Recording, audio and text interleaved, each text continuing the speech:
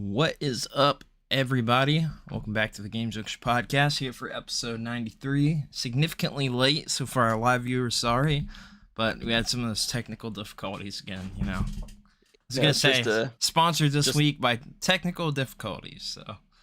I say just another week on Game Junction, so nothing new here. I know. I thought it was going to be like 15 minutes maybe over or something, but yeah, it took a little while. We had some pretty significant issues, so apologies about that. But how's it going this week, Mark? Very busy. Busy with work. Yeah. You coming into the, I don't want to say fall, but fall's right around the corner in about a month or so. But yeah, no, got some fair stuff going on, so just staying busy.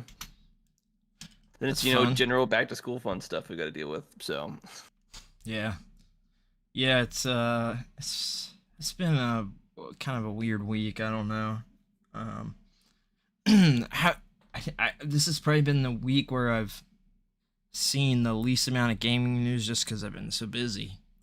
It's just been a busy week, so I'm kind of out of the loop, but tried to sort of take in what I could and stuff, throughout the week. But what's up, Mr. Coffee? Welcome. Good evening. Appreciate having you in here. But yeah, it's just been one of those weird weeks. You know what I mean? It's just kind of oddball week. Yeah, it feels like every week at this point. Busy. Yeah, no kidding. All right, we'll go ahead and dive right in then. So we've got, obviously I mentioned the social media and all that stuff, Facebook, Instagram, TikTok, all the norms. That is in the description below, and that'll be for the audio and the video on YouTube. So yeah, we should be having, well, I don't know. It looks like the Deadpool Wolverine thing's going to get delayed. So we should have something else coming up then. I was planning on just trying to get that out real quick. When do you think you'll have to watch that? I don't know. I just have to see, because I know unfortunately, I've got to work. Surprisingly, I have to work all weekend, so I'll just have to wait and see when I'm free to get to the theater. Yeah, so we'll have something else out. I'm going to try to work on something this weekend. This weekend is jam-packed with stuff, so I'm going to have to try to, I don't know, maybe not sleep one of the days. Something. Sleep's too important. I know. All right, so we'll get dive in. We've got first thing. This went up went up for pre-order today as of this recording. You can actually pre-order it now. That's a Lollipop Chainsaw Repop collector's edition over on Limited Run Games. So I thought this is kind of interesting because it's like a AAA game. And then what were the dates that you said on that for? So for obviously you have a pretty much a month from July 26th to August 25th the pre-order, at the very least, for this the collector's edition. I assume it's going to be the same for the game itself. But if you just bought the game alone, standalone on either Xbox, Switch, or PlayStation, their website says it should be shipping sometime from the 1st to the 31st of December. And then for the actual collector's edition, it's got a ship date of the 1st to the 31st of May. So about an extra 3 months or so. If you get the $150 collector's edition outside of just the physical 70 physical itself. What? So this is cool, but here's a crappy part about this. This is what I don't like about this sort of deal, is because they're not doing a physical. The company is not doing a physical for this at all. So even if you're getting the physical, this is it. This is the only physical. There's no store physical to pick it up. You have to go to Limited Run Games. Yeah, which I don't like. I don't like that. Now when it's taken away and the only option, I don't know. Nintendo's probably going to be the only one doing physical this coming gen. Is my assumption. I'm pretty dang sure that's the case too. I think it'll stay that way, but I don't like that a lot of stuff is heading in that direction. A lot of AAA games have been going through Limited Run Games now, which is, take it as you will. some people love limited run. A lot of people hate limited run. I definitely don't hate them. I've gotten a lot of cool stuff from them. You know, there's things we never would have got. Oh, I didn't even see that the Toomba special edition, collector's edition, all the editions are up today too. So that's I'd rather have that physical, to be honest with you. I might have to get that. Comes with some like action figures. It comes with a lot of stuff in that collector's. But what's really cool is from what they said, it's a 10-inch statue plus a Nick Head keychain, art book, OST, and a San Romeo. I'm probably butchering that. Knights, Romero medal. Yeah, I think it's Romero Knights. Little medal and some stuff like that. So look obviously how the much big thing when it comes to this, you're pretty much getting this for the statue and maybe the art book. I was going to say, look how much stuff the Toomba special edition comes with versus the Lollipop Chainsaw. It comes with a lot of stuff. What's really cool about the Toomba is their like middle edition, their classic edition they always do, is in the style of a PS1 case. So it's a PS1 game. That's really cool. And they're doing okay, now this has been a hot debate on especially Twitter or X. The special editions they're doing for PC, where it comes on a flash drive. So here's the thing. Here's the thing about that. Take a look at this, Mark, on their website. That flash drive, when I graduated, so this is the exact one. I know I have it in this room somewhere, but I've gotten them at like fairs and stuff like that. These are those really cheap Chinese flash drives that you can like mass order. I got this in 2012, this exact flash drive, and people have like pulled it up and shown that it's like these cheap Chinese ones. 2012, I got that exact flash drive from the school I graduated from. Won't mention, definitely. I remember seeing those.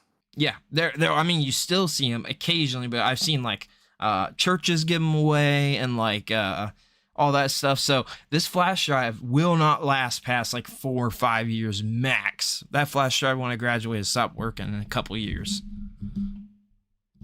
Kept it just because I just think the issue with it being on a flash drive is a problem. At that point, either like go through a platform that'll essentially give you a code to redeem it on said platform, or have your own platform where you can download it there. You don't have to rely on a piece of hardware that's more than likely to fail. Obviously, you got discs and those might have the same problem, but these flash drives are far cheaper than a Blu-ray disc or the Nintendo cartridge and stuff like that. Yeah, it's a problem. They're called PC micro editions.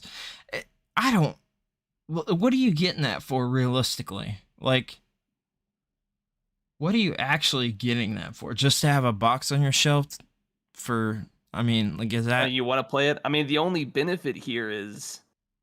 Oh, well, actually, there's not any benefit. It's the same price if you got it on PS5. That's what I'm saying. There's no benefit to getting it to PC other than maybe it runs slightly better, but doubtful that... I don't know. Like, it'd be nice if it definitely runs good enough because it's a PS1 game. It's definitely going to run... At that point, I guess it's the only issue that I have is I hate these limited run stuff. Like, at that point, like, just go all out physical and start partnering with, actual physical stores to actually sell your product in and stuff like that.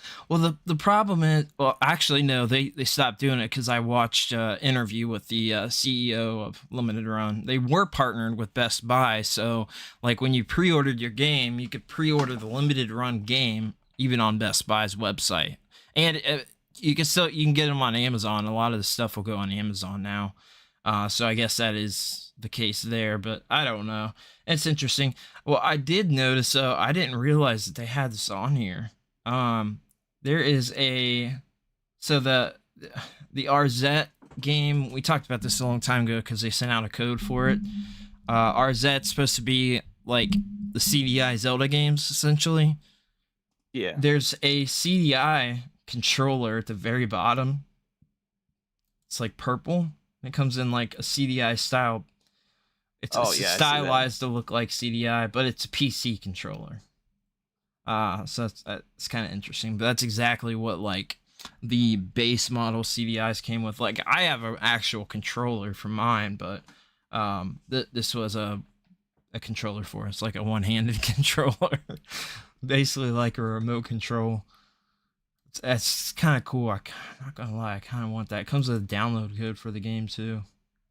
Yeah, well, if you still have your Game Boy Color, you can also pre-order their limited run games Unearthed. That's pretty much the same time frame. I saw. Can't say I ever played the game when it first came out, but I thought it was neat. I think it's a new game. Pretty sure it's a new Game Boy Color game. Getting a physical I mean, it looks like a Game Boy Color game. No, it is. The it's like what I'm saying. It's like a new indie game. I'm pretty sure.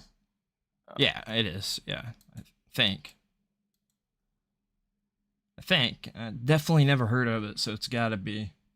But there is Ninja 5.0 was an actual game that came out on GBA that you can get below, and you can get it on like modern platforms. But there's it's only on modern platforms. Yeah, because I was looking through when I saw that they've got cartridges that look like the Game Boy Advance cartridge for the PS4 and the PS5 version of it. It's like a $250 GBA game.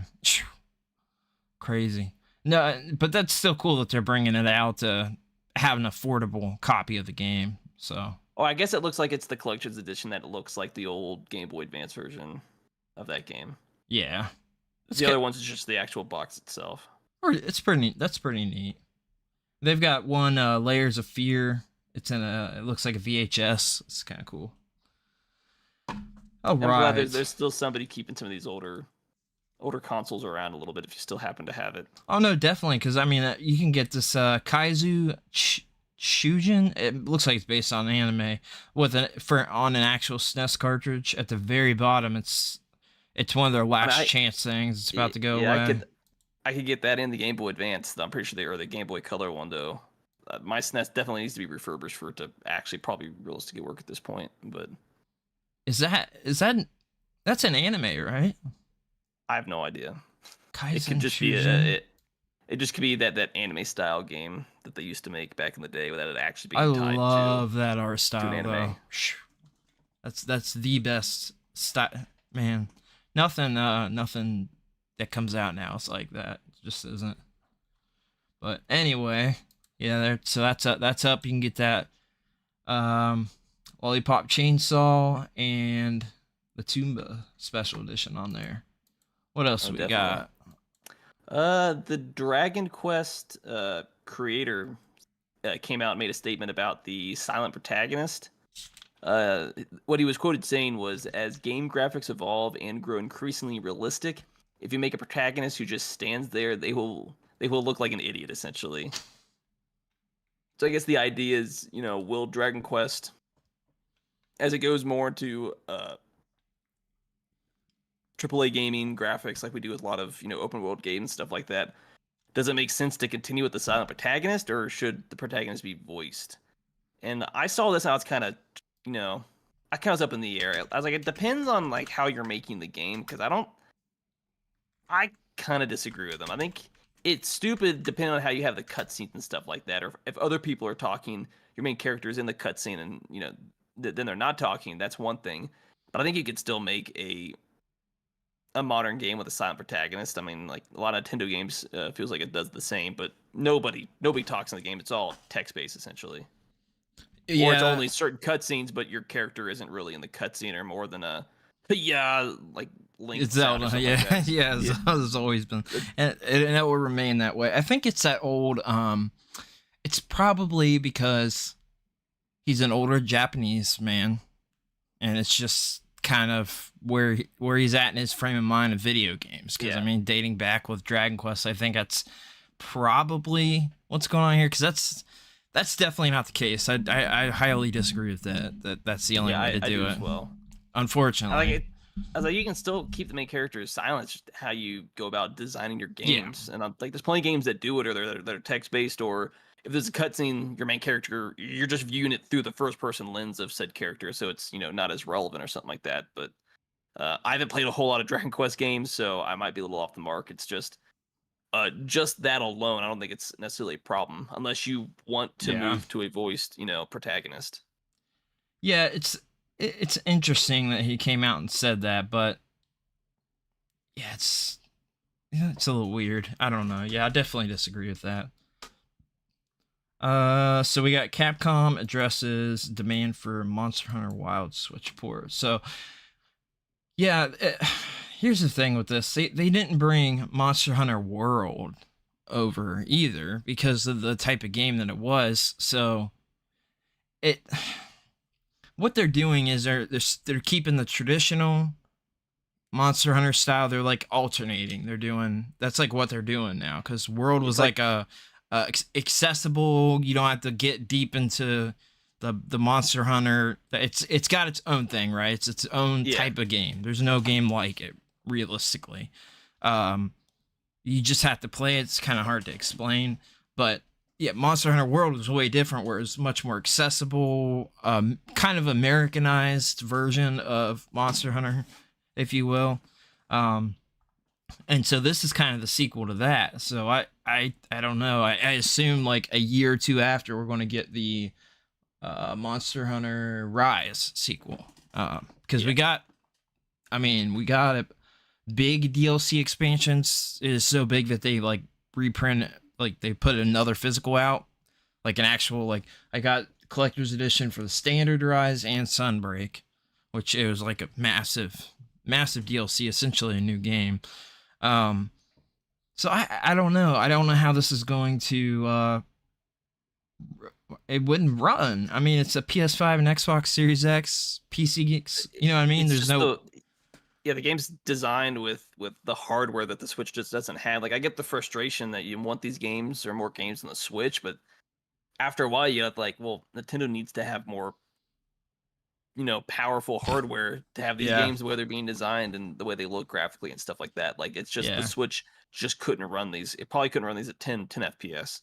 Right. Yeah. I just don't think it would run. It's like, thank goodness finally that, companies are finally starting to not make PS4 games, and it's also got a PS5 version. Yeah, like halfway through, next gen life cycle.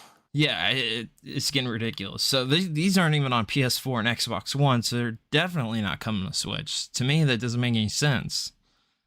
But I guess if they've got no interest, it also probably means they've got, whatever the Switch successor is, probably just doesn't have the power as well, as what it sounds like. If this is not coming, unless you're talking straight Switch itself. Well, they wouldn't be able to put on here that console, so maybe it is. I mean, that's about to come out. They wouldn't be able to put Nintendo 2. We don't even know the name. They would never. But like the studio would have the development kit for it by now. No, absolutely, but we wouldn't know that. No, but they could at least allude to it. It's like, well, I guess we'll wait and see what Nintendo wants to do in the future. But as of right now, if they'd have worded it a certain way, they could allude to the fact that, hey, maybe. Then again, I don't know, the legalese that comes with stuff like that. I think it is a massive, massive legal thing. It's a Nintendo. They would never. But I don't know. Based off what I've seen with this, I don't even know if the Switch successor would have the hardware to even properly run this. I remain skeptical on that. It's possible that it doesn't, because, I mean, it's got to be more powerful than a PS4, but it's not going to be as powerful as a PS5. Yeah, but it's the limitation of them wanting... It's the limitation of them wanting to have that portable hardware, which is really going to limit, how much hardware you can't carry around an Xbox One in a portable side that's extremely powerful. Yeah, it's not at the very least without the price of it ballooning to like $1,000 essentially. Yeah, I would have to, the Asus ROG Ally and stuff will definitely 100% be able to run this with the PC stuff. But that's much more expensive when it comes to the hardware and stuff like that. So yeah, that's a problem. And the only thing that I could say is that maybe with the DLSS, like it's possible if it's more powerful than a PS4, then DLSS can bring it to the level of like somewhere. Even it's going to be like AI upscaled. I think that's only going to do so much. It could go from a PS4 power to a PS4 Pro maybe. I don't think it's going to get anywhere close to current gen Xbox and PlayStation. Yeah, I mean, I remain skeptical that it's going to be anywhere. It's got to be somewhere in the realm. I don't want to say not in the realm, but I don't think it's not going to be as powerful as PS5 Series I think it's X. Close. PS4 Pro sounds more that's what I think. achievable at an affordable price. Like that's the big issue. Plus, that's the thing. Nintendo's not going to fly with a $700 console, right? Most people that they're targeting aren't going to be able to afford that. It needs to be sub 500, probably sub 400 is their probably target. Oh man, I can't even imagine a $500 Nintendo console. The Switch kind of proved the fact that Nintendo can really just primarily focus on their first party titles, and it's still going to sell. And then whatever third party drops on it will drop on it.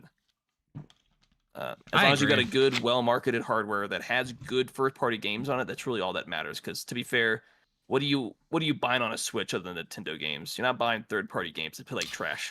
Well, I see. I mean, you say that, but a lot of these games, like, they sell more on Switch than they do on the other platforms. So, like, you say that, we say that, but, like, you know, in these other countries, Japan, people are actually carrying around their Switches and taking them places and walking to work while they're playing the Switch or on the subway, you know, with their Switch. Yeah, but that's a different culture. Like, that's culture different. Like, but to be fair, like globally, that's not a thing that you're gonna have to deal with though. Like, when's the last time you had a Madden game on Switch? Like games that actually sell. Yeah, we never got a Madden on Switch. We did on the Switch can't handle Madden. Yeah, I don't know. It's crazy. I saw that. Didn't College Football 25 come out now? Yeah, it's out. Yeah. I saw the. I'm like, you have 2K. You had 2K on Switch at launch, and it was a subpar version from what you had on. Well, look at the launch. WWE. That what was it? 2K. What's it? 18. That had like that was like a big blow up. The game was like unplayable, and they never patched it. But it came out 2K 20. I think 2022 came out. And they're fine. Perfectly fine. Very playable games. People like them. They're playable, but it's not the same game that you get on console because it just doesn't have the power. Yeah. At the very least, you have to start cutting certain features. You have to cut down the graphics for it to essentially run the same way. Yeah.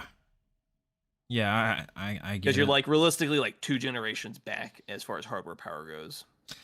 Yeah, it's because that's the trade-off with the portability. Are Transformers aliens or robots? Mixture of both. They're technically like AI robots would be a good thing, but they're technically alive. So if you consider them alive, so they'd technically be aliens. So they're sentient, right? That would be the word. Sentient. I'd say sentient machine, true artificial intelligence.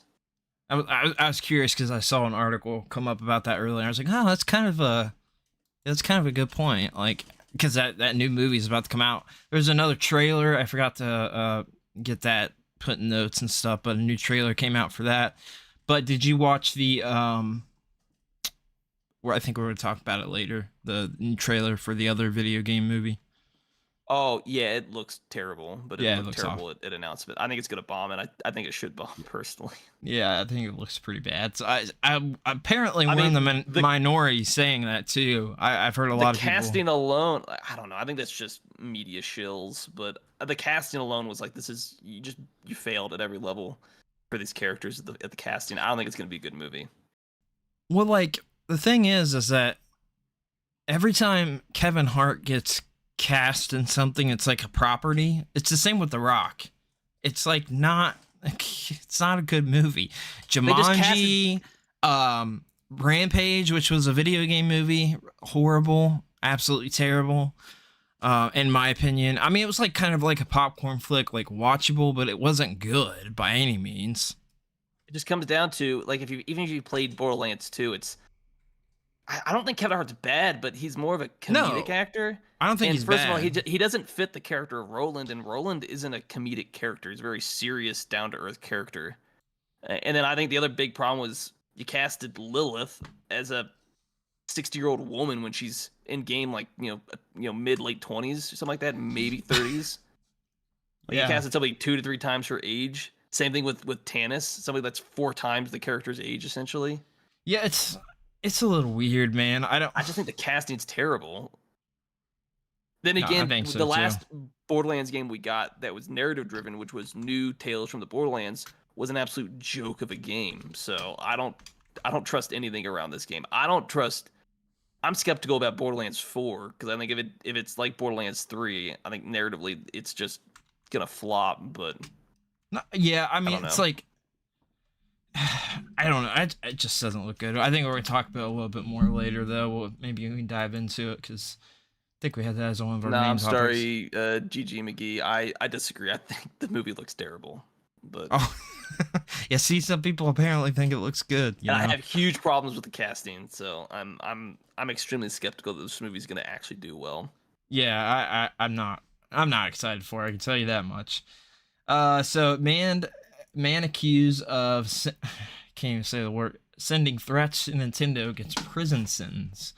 I actually thought I heard about this. Stupid and funny at the same time. Yeah, I heard about this. It's stupid because he's an idiot. Funny because of the reason that he justified it, which I thought was. So what was the reason? I didn't see that. He was frustrated with Splatoon 3, some kind of change. He essentially blamed whatever change they made, blamed Nintendo for him being bad at the game, essentially. Oh my gosh.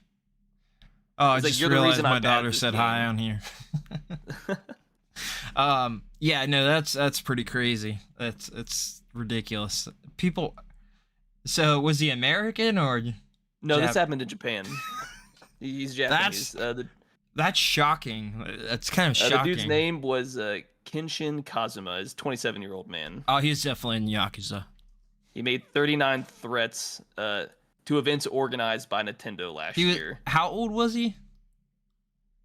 27. He just recently. Oh my god. So he's gonna spend a year in jail and then 4 years of probation.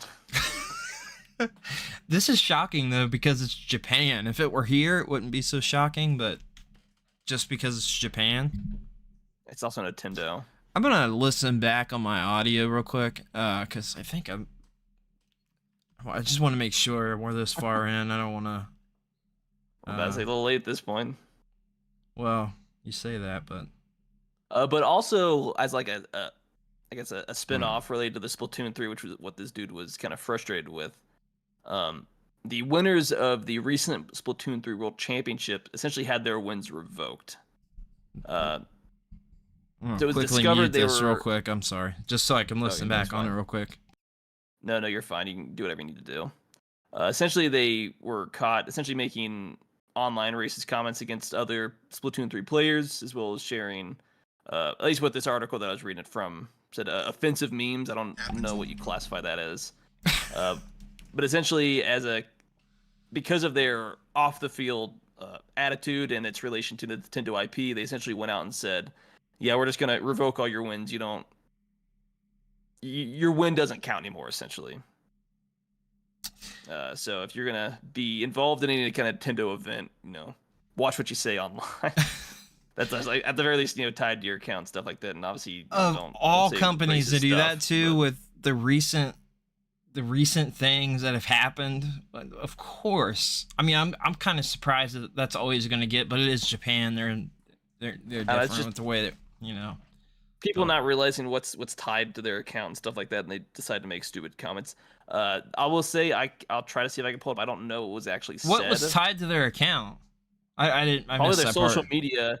Probably their handles in game were tied to their social media. They said some stuff, and that's how they obviously made the connection. Oh, okay, all right. So I pulled up a different article. It said they made the game developers. Well, no, never mind. I was just trying to read and see if we could find out exactly. Trying to figure out what they actually said, but nothing's actually. It's just saying, hey, this is Nintendo came out and said we banned them for comments they made. Interesting. Yeah, that's pretty shocking. Yeah, so I can't find exactly what was said or where it was said at. None of the articles that I saw actually linked and stuff. Like, just said it was for essentially racist behavior online. Or that's all Nintendo said. Yeah, they're not gonna put. It's probably it's a legal thing. I think they can probably only say so much, right? Like. I mean, yeah, but that's Nintendo. Like, obviously, if it's being said, I couldn't imagine whoever wrote this article couldn't actually find what they said. It's a little weird that it's like coming from a third-party platform and not like on the Nintendo Switch. Yeah, but they're probably related. There's probably something tied to their usernames. It's very easy for people to make the link directly. I'm just surprised Nintendo cares if it's on another platform. But I guess since it's a competition, right? Yeah, that's a little different. So it would be the same as in the Olympics. Like if one of those people put something out there on social media, they get pulled from the Olympics. Most people that get pulled from the Olympics, they get caught doping all the time. It feels like every time. But no, obviously it's one of those things. They probably have certain guidelines they agreed to that says, hey, you can't make any comments at all that's tied to it that we don't agree with, because even though it's on a different platform, it's just you. It looks bad on us. So yeah. Plus, I mean, I think it would happen regardless of any kind of online competition. If they can tie it to somebody, they'd get banned. But obviously, Nintendo's obviously very known for being very protective of their IPs, so they don't want any kind of negative connotation or comments being tied directly to them, officially or like obviously in a game competition. So it's just not surprising. Yeah, it's not surprising since it's a competition. If it were, at first I thought it was just he was playing online. I missed the competition part, but yeah, with that part, it's kind of like their rules. So whatever, it's their competition. So I mean, who are we to say to I don't know. Yeah, this just goes back to something. It's like obviously people, they say a lot more than they would online because of the whole anonymity tied to it. But obviously there's people that have either their actual name and or tied to competitions. They do their actual handles and stuff like that, and they go out and just say stuff that they're like, were you not thinking or something like that? Yeah, I mean, that's a thing, right? And then like, why? Sometimes I wonder with people, why are you even putting that on social media to begin with? Why you got to put everything on social media? Why does your entire life, everything in your brain needs to go on social media to begin with? It doesn't, but some people don't understand the need. Like if you want to don't condone it, obviously, but a lot of people that tend to troll online or be offensive, they do it with no complete anonymity, essentially. Yeah. No way to tie it back to them. But even people that have like their actual name, like you say stuff online that, in real life, face to face, you wouldn't actually say a lot of what you say on the internet, because there's that disconnect. But, yeah, it's just people being stupid at the end of the day. It is people being stupid. Mark, you always have a dry mouth. What you talking about? Okay, so next we got Earth Defense Force 6 is being review bombed. Oh, great. Well, man, what's going on here? It's being review bombed. This one, from what I saw, is it what I said the last time, where it looks like a PS2 game? No, actually, I think there's a very relevant reason why people are upset. I think review bombing's I don't like review bombing. I think it's what they call it. It's I try to remember the word for it. Toxic is what people say. It's like a getcha word. It's like a buzzword. Sorry, I couldn't think of it. I think it's more like a buzzword now. I think this is just fans being upset, because essentially what people are upset about is, regardless of where you buy this on PC, it requires you to log in with an Epic Game Store account, which a lot of people don't have. So if you bought this on Steam, it still requires you to log in with an Epic account. People are upset about that. Of like, why is this even relevant? Why is this happening? Or if PlayStation did it. It's got to be a numbers thing with their what's the word? Who am I thinking of? Their people funding the companies. I can't think of it. I don't know. It's got to be something to do with that, where they're looking good for those people. Yeah, but obviously this game just came out, and yeah, obviously stuff with the Helldivers 2 stuff just happened a few months ago. But people are upset primarily because, like, I'm on Steam. Why do I need an Epic Game Store's account? Like, obviously this isn't new, like especially for like a lot of EA games and Ubisoft games, but that has kind of started to go away in the past few years, mainly because financially it didn't make sense. Nobody was using your platform. You kind of forced it on some people, but this is mainly just people upset, not with the game itself, but with the fact that it requires So why do they gotta go? Epic account. Yeah, no, that's stupid. That part's stupid. So I don't know what review bombing though. Just tweet it. This is not review bombing. I disagree because not everyone is on like X or Twitter. What's it at? What are they? What they got the score at? 27%. So that, I mean, for this article, it was 27. But to be fair, this is the only way for them to say we're upset and angry in a way you can actually see though. No, well, no, because Twitter, you're gonna get articles like this and it's gonna blow up. Oh, well, yeah. Like, you can't tell me game studios don't know what their at this point, all they got to do is write a script and have AI go out and review bomb the game now. I mean, legitimately, like, seriously. On Steam? I get it on X. I think Steam's...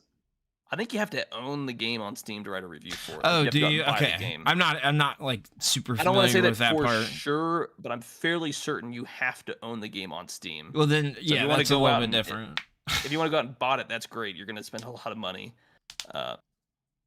Yeah. But, I mean, it's just one of those things where it's just... What are you going to do, you know? I don't think they came out... I think the other problem was, from what I looked into it, I don't think they came out and said ahead of time that you had to have an Epic account as well. So it's kind of you bought the game and then bam, you're being blindsided with, hey, you need to have this other account that, is, realistically kind of stupid. That's really dumb. And PlayStation has been doing that, here recently too. And they got the backlash. Funny enough, Xbox hasn't done that at all, right?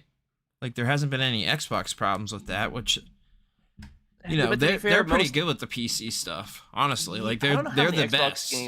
I don't know how many actually comes to Steam itself, because obviously this is a Steam-specific problem. Yeah. But they've got the Epic Game Pass on PC itself, so it just negates that whole problem outright. You're not going to have that negative press.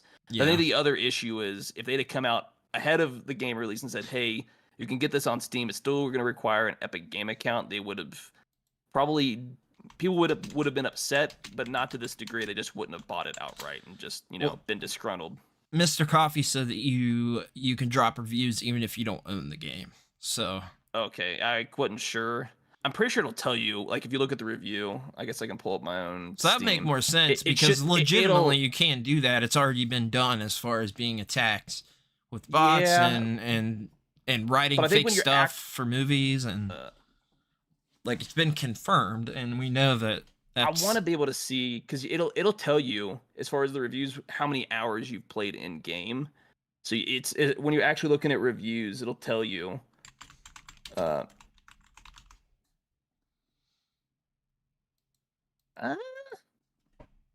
don't know. I won't. I can't. Maybe it's just because I'm actually on the Steam app on PC itself. Okay.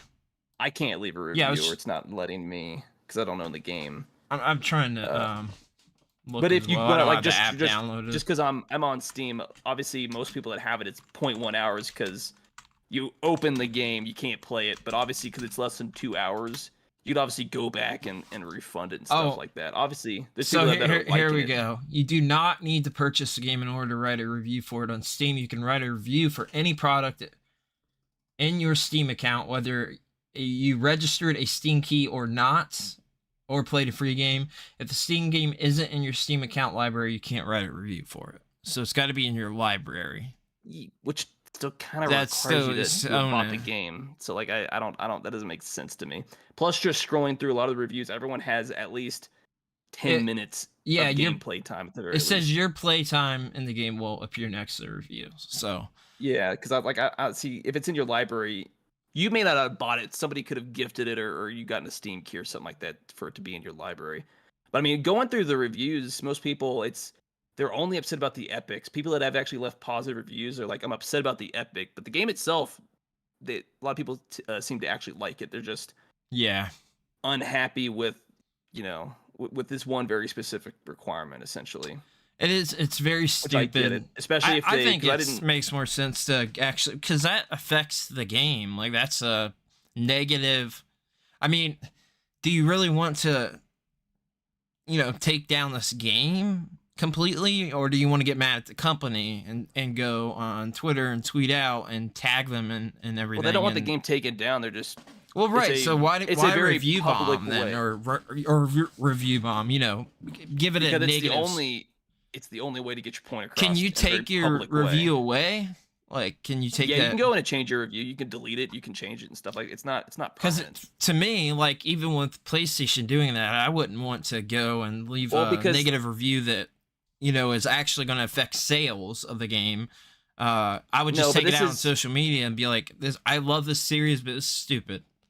Well, part of it is there is a side of it you want them to financially hurt to kind of force them to make the change. But even with like the Helldivers 2, people left negative reviews, or they changed their reviews from positive to negative until they got the change they wanted. Then they went back and obviously changed it, and the score went back up. If they came out tomorrow and said, "Hey, we're going to get rid of this," you know, in a few days the score would jump back up. Obviously, not everybody's going to go back and probably change it, but a lot of people would be willing to go back in and actually change it and give a more honest review of the actual product and stuff like that. Yeah. But I mean, I think part of it is like, I'm upset. I want this change. This is the only way for me to be public about it. And if you hurt sales, well, like, I don't care. I'm a paying customer and you're forcing pointless stuff on top of me. Like, I want it to be gone. And if you lose sales, so be it. It's not my problem, essentially, how most people look at it.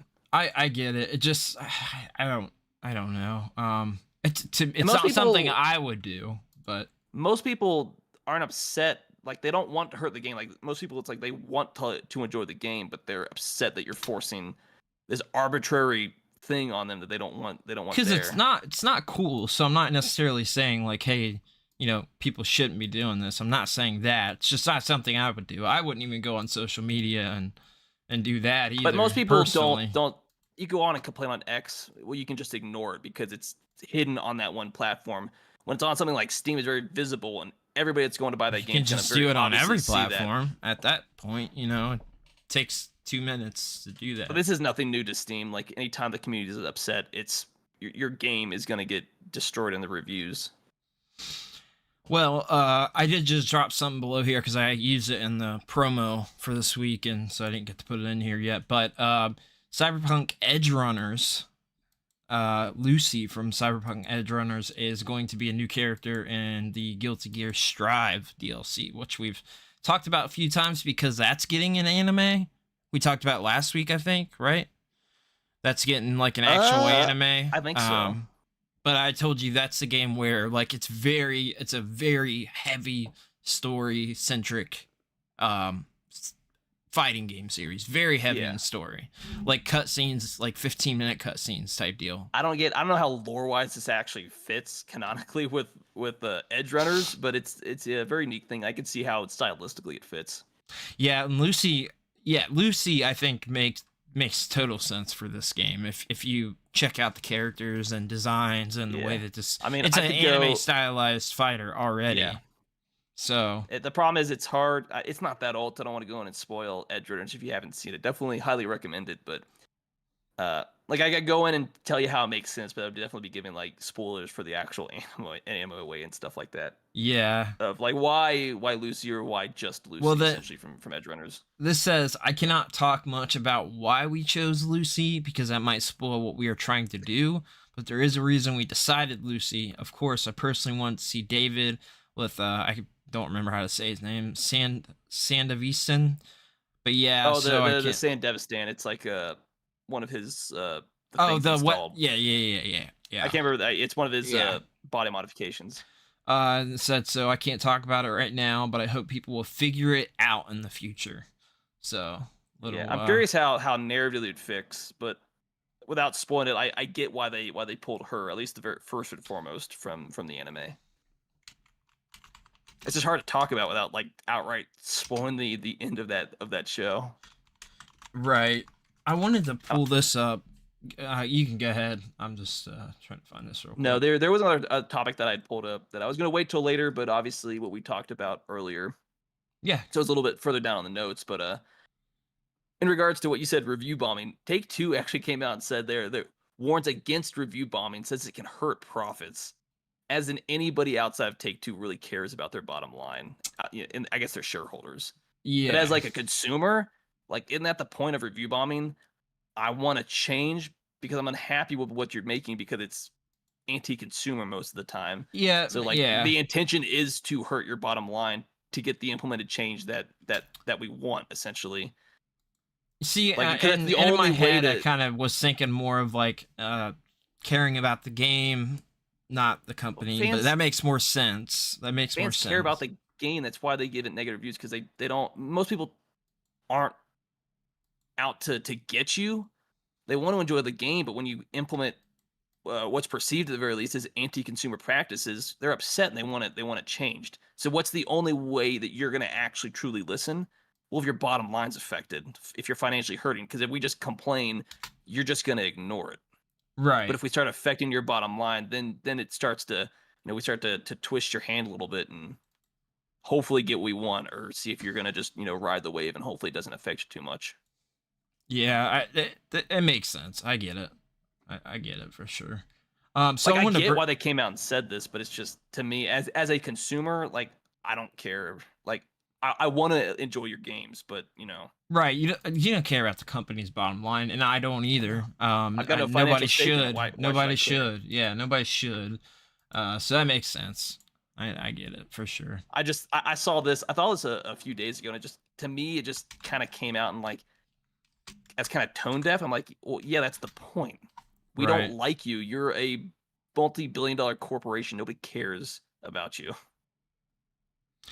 Yeah, I get it. But it doesn't surprise me they came out and said it. Right.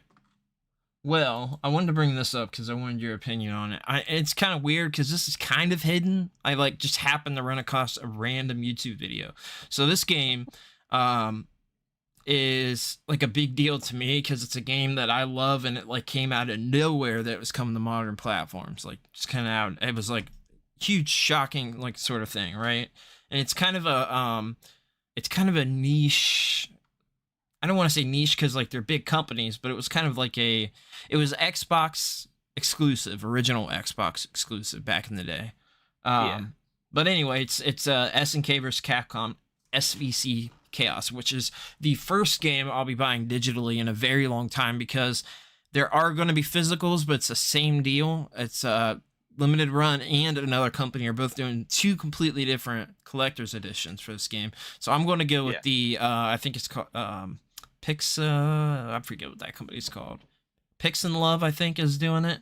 But anyway, basically they censored the original poster artwork, and it for no reason at all. Or at the very least, at least outside of Japan, it got censored. I saw some outside different Japan. Stuff. Oh, because at least for the new trailer, they zoomed in essentially to kind of cover up some sexual cleavage or it's cleavage. That's what it is. Yeah. I mean, can't you'll just have to look it up if you're interested in seeing what we're talking about. But it's. Yeah, I think I saw a video from Rev Says Desu about this when it first came out and people were criticizing it. It just came out a few days ago, and I was like, wait, what? I didn't even notice because it's it's kind of hidden. She's hidden in it's very zoomed in, the picture I dropped in there. So it's kind of, you gotta really look. So I didn't notice. But I mean, this is more of is this a T or a M-rated game? Do you know? I think it's just a T-rated game. Yeah. Yeah, but it's just I don't know. Yeah, it's. Are people in the West really just as scared of a little booby cleavage? Where are we? What's going on? I don't know. This is because to me it's people make sense. People are more. Oh man. Oh. No, I didn't know it was limited to 100 copies on Pix and Love. That's even worse. 100 copies? I've never heard of that in my life. What's the point of even making a physical at that point? Oh my god. What the heck? For the deluxe edition, it's in the style of a Neo Geo box, so it was super, super cool. What the heck? I also saw part of this that kind of makes you scratch your head. I hate this. It's just are people really that sensitive to such stupid stuff? Where it's got the whole this product aims to faithfully recreate the content of the original game at the time of release in 2003 as much as possible. Therefore, the content of this game does not represent the ideals of our company, but is provided as is, respecting the original intent of the game, and is not intended to promote or attack any particular ideology or group. Oh my god. That's stupid. The crazy thing is that this game, it was an arcade game originally, and then it came to Xbox. So like you can very much tell that it's an arcade game. It's of the time. And when they brought it over to Xbox, that was kind of like surprising as well. Like that was kind of a surprising thing, kind of random at the time, but it's phenomenal fighter. I mean, top tier fighter. But like you don't in these type of, you know, pixelated games like this, like you don't. To me, I don't even notice that type of thing. I just, to me, it seems absurd. It's not that bad. It's not. I mean, it's no worse than any other SNK game. Is it Capcom? But it's like a 20-year-old game that offensive to modern audiences. Apparently, yeah, it's ridiculous. It's such a cool mashup with the SNK and Capcom characters. It's got. The thing is with this is that it's essentially got my two favorite fighting characters of all time. They both just happen to be female, but it's just I'm better with more acrobatic, more Yeah. You gotta justify why you're as a female fighter. It's okay. We all know why. All right. Yeah. Well, Athena and Chun-Li are my two like main. So for SNK, it's always Athena, always has been. And for Street Fighter, or any Capcom game with Chun-Li in it, it's always Chun-Li. It's just how it's been. I'm better with more acrobatic, more flexible, faster characters, light characters, if that makes sense. I've never liked playing as like big. Oh, shut up. I totally believe you. Whatever. Get out of here. I've just seen all the comments. Hey, I'm not saying you're wrong. Yeah. Mr. Coffee is saying Pix and Love is the best one they're releasing the game. Yeah, so you can if you go on their website, it's Pix like PIXNlove.com. But if you go on their website, so they've got another one, like a much cheaper one, in like a Neo Geo style case, but it's not in a MVS style case. It's in a AES style case. But the other one comes with a bunch more stuff. So yeah, that's a shame. Both the PS4, which I would have never wanted to get this on PS4 anyway, but if it were the case of getting this deluxe edition, then I would have. But it sold out for both 100 copies. That's absurd, man. That is absurd. I'm just gonna look at the limited run one because, like, I would rather have the Neo Geo style case, and I probably will still grab this other one. Now, I saw a comment from Mr. Coffee about saying Pix and Love is the best one. They releasing the game in a replica Neo Geo card case. Is that what the 100 copies was, or is that like for like a PS4, PS5 version? No, it's for it's not even on PS5. It's PS4 and Switch exclusive, which is dumb. That's a whole other thing. It doesn't matter, but you could have had the more stable frame rate, and for a fighting game, it makes more sense. And coming to PS5 in 2024. I guess for a game that old, it was easy to port to PS4 because PS4 can be played on PS5, so it's I guess at that point irrelevant.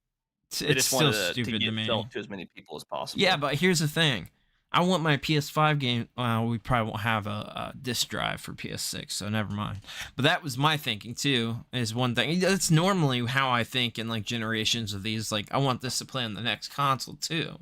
So like that's the other thing about this generation is different because we probably won't have any disc drives. For the other consoles. I'll wait and see. I'm not gonna just write it off just yet. I'm writing it off. Like, we're not getting disc drives, and I don't even know that we're getting another Xbox, like actual like console to begin with. I think but it will. PlayStation, they're already trying to it's already removed essentially this generation. You have to buy it separately now. They don't even sell two versions. They sold two versions of it. They don't sell the original model PlayStation stores anymore. Then I wouldn't recommend buying a PlayStation 5 at all. Then don't they sell is the one consoles. Yeah, I mean that's the thing. It's that new one with the attachable disc drive only. You can't buy the standard disc drive already built in one anymore. You can buy the bundle with the attached. I think that's how it works. You can buy like where it comes bundled, but it's still the detachable disc drive, and like the standard one, only one I see at my Walmart ever is just the detachable version with no disc drive. That's what I see every single time I go in the store now. So it could just be Walmart. I mean, technically, as of right now, you can still buy both versions. But on Amazon. What I'm saying is you can't buy the original PS5 anymore. Like that original PS5 with the disc drive, like they've got the new one where it's designed different. Well, it's slimmer. Both were the same at launch. Like you can still buy the version with the disc drive. Like buy it new on Amazon right now. The one like the where it's like hard. I saw at the very least. Hard built in, like you can't remove it. Oh, okay. Like well, I haven't seen that version like at least a year in any store that I've been in.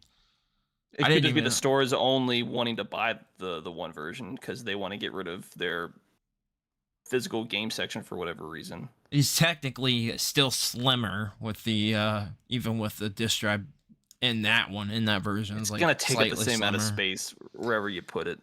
Yeah, it's dumb. But anyway, yeah. So we're talking about that. I think that's a little silly. The censorship in the United States, where I would say is just sex sells anywhere you go. You know what I'm saying? So like I can't imagine that it's different in here than it is in Japan. I know with their anime and stuff like that, I get that. That's different. So it is maybe a little worse, but in movies and stuff here, it's no different to me.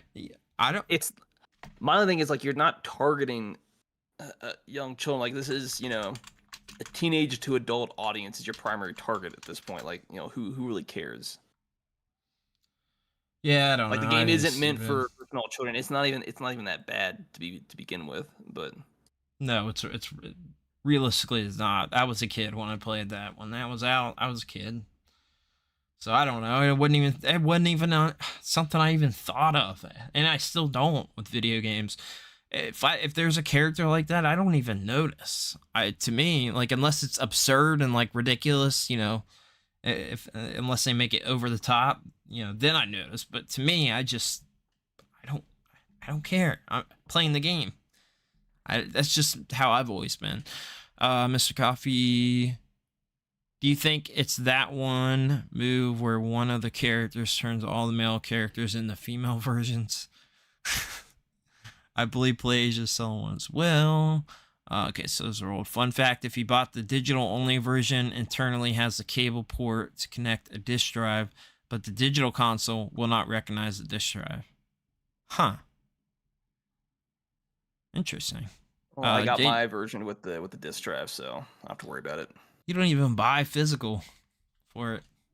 Yeah, occasional Stellar Blade. That's the only thing you buy. There's not that many games for it physically that are even out. Dude, I got like at least 50.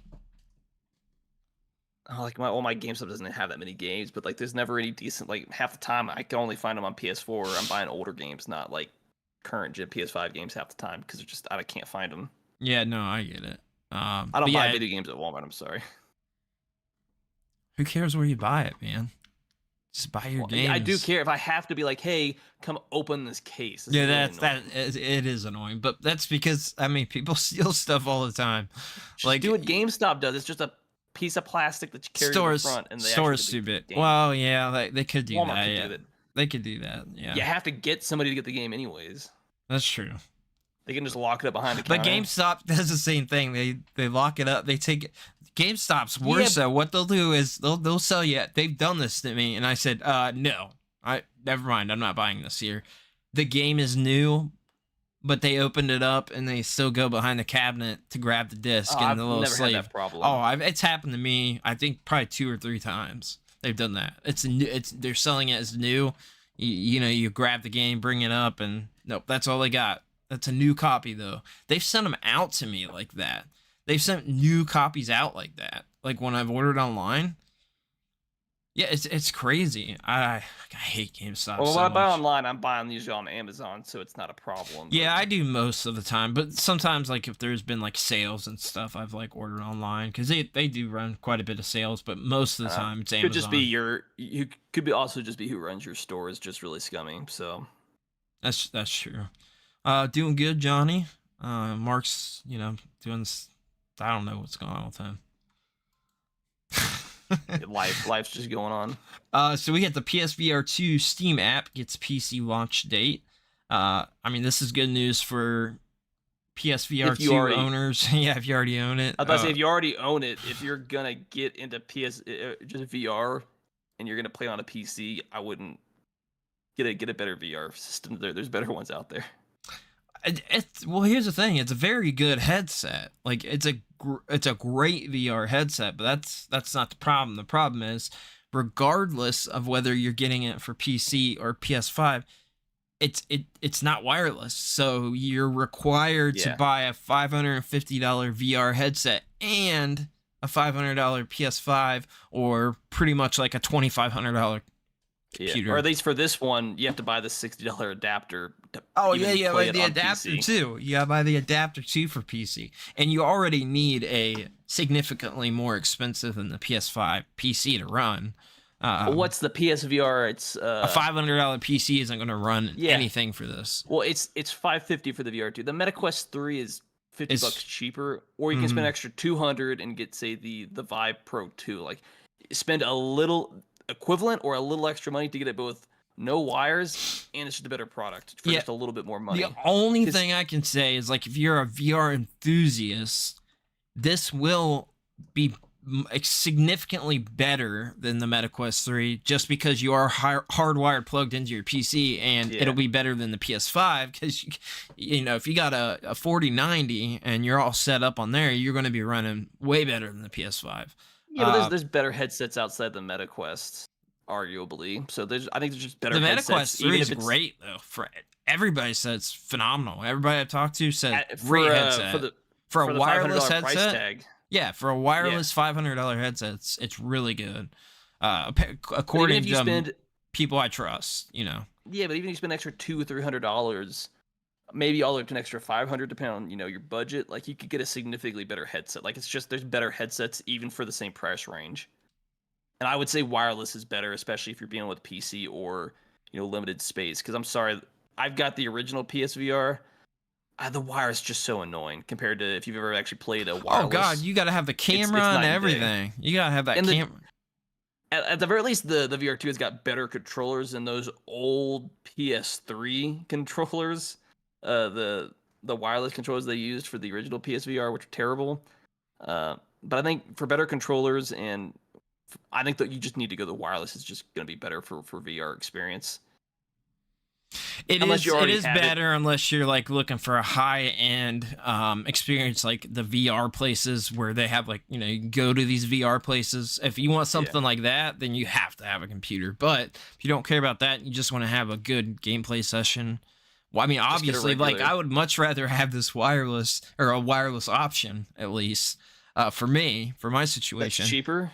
The MetaQuest 3 is cheaper and it's wireless. I wish the PSVR 2 was wireless, is what I'm saying. I don't like that I have to plug into my PS5. I don't like it.